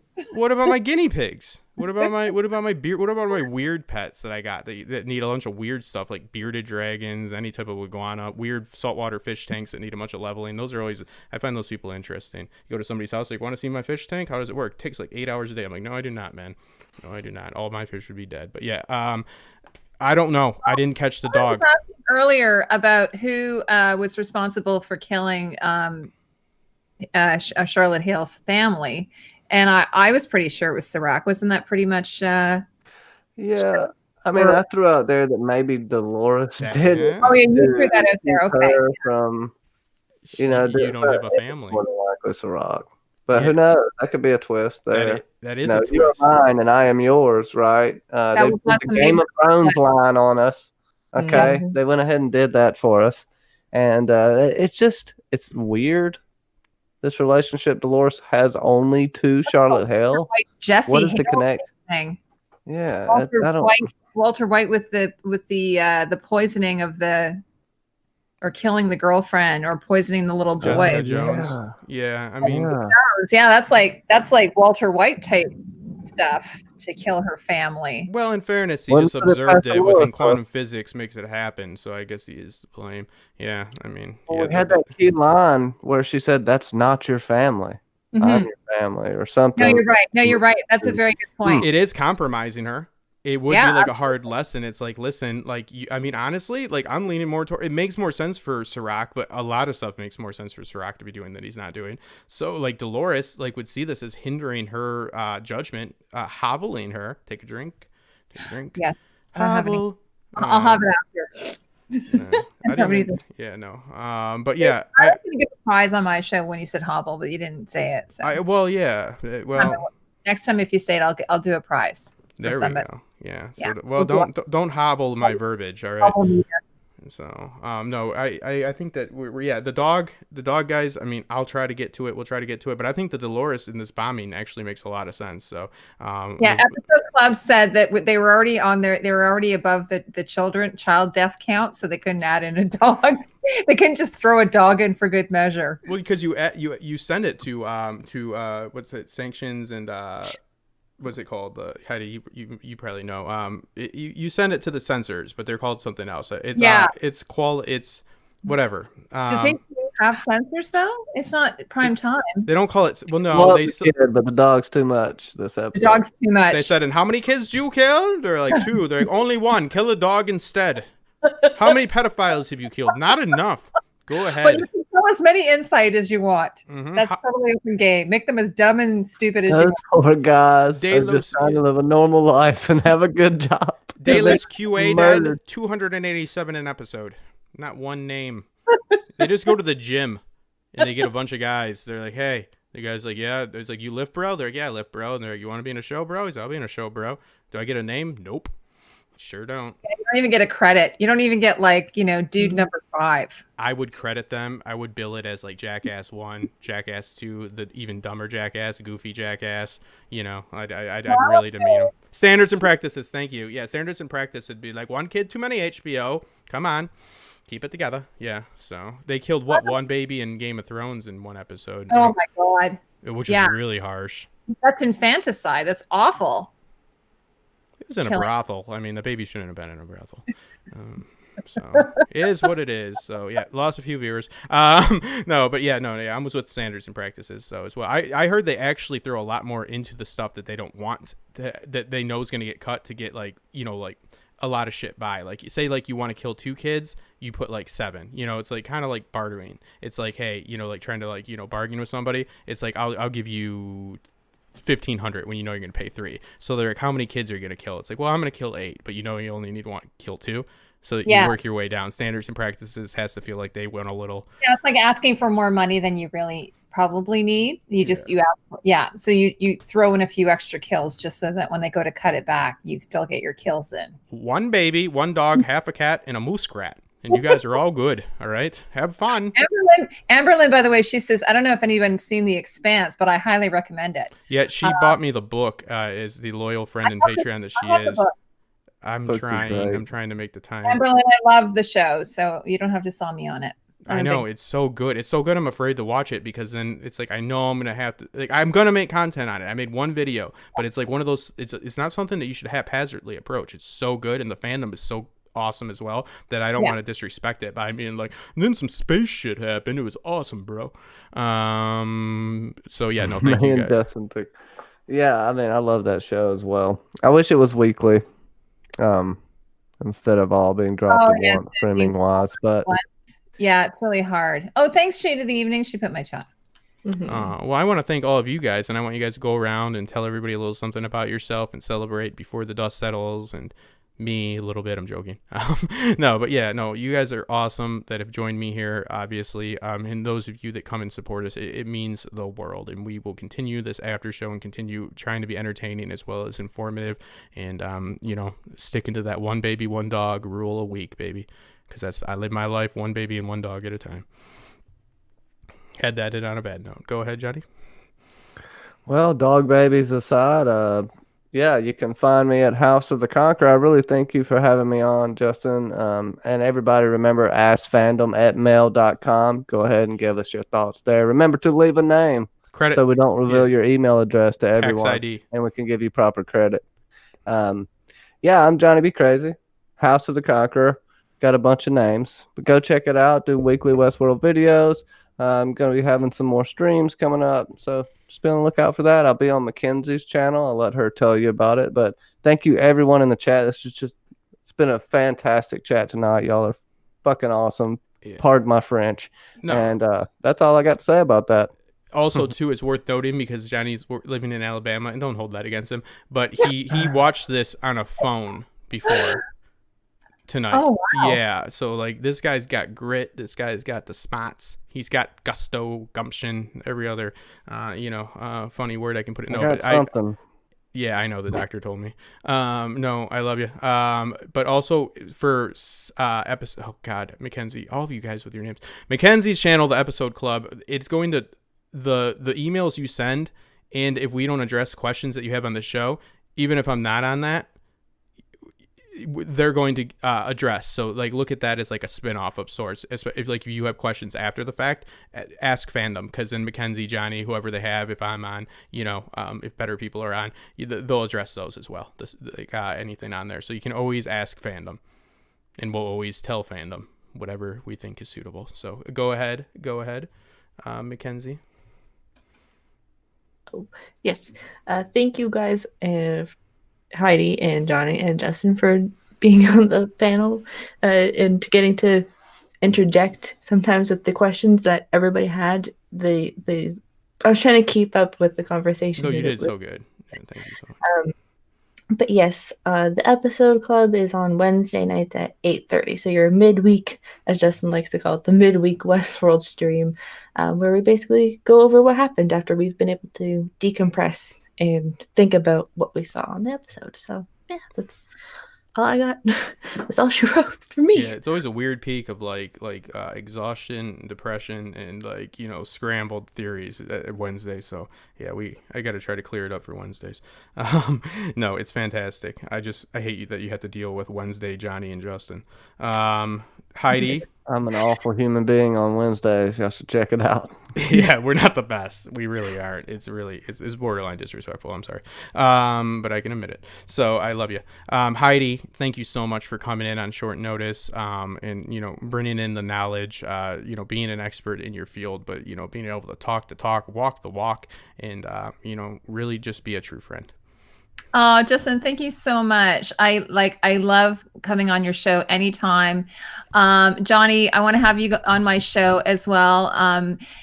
We were talking about that it would be really fun to have you, and as well, Mackenzie. Like, you guys will have to come on, because we had such a good time on Friday, right, Justin? Yes. So, and if you're wondering where I am, I have a channel called Costume Co. And so, even though I just love to nerd out and talk about shows, my specialty is costume. So I talk about the analysis of costume, including how designs are done, my own interpretations of the costumes. Right now I'm working on a video that I've been working on for like a month on the costumes of Star Wars. I have one episode out, but I'm working on really, really hard on the Imperial costumes and Darth Vader and the Stormtroopers. So hopefully I'll have that out next week. And you can also find me on Twitter. Absolutely. So under Costume Co. Yeah, and you have that specialties, which is like fantastic 'cause there's not a lot of that on here. But also, I would argue that that helps your ability to interpret story because you know these different factors that go into it and make you have at least a more presence of mind as far as it comes to like how they were constructed. You know the little nuances. You're not going to overlook things, and I think that your insight into story, it's like a plus that you have an expertise. Aww. You know what I mean? One of the reasons why, Justin and I become good friends, but one of the reasons why I love coming on your show, because I learned so much, you and Hacks and Indie Geek, you guys, I love the community that we have. And I get so much out of what you guys talk about. And it also honestly helps me in my own interpretation and how I do my job. So, which I do for love. Yes, and it's fantastic. It's all about being able to listen to others and take others' opinions, and I've learned that's how I've learned the most. So, yeah.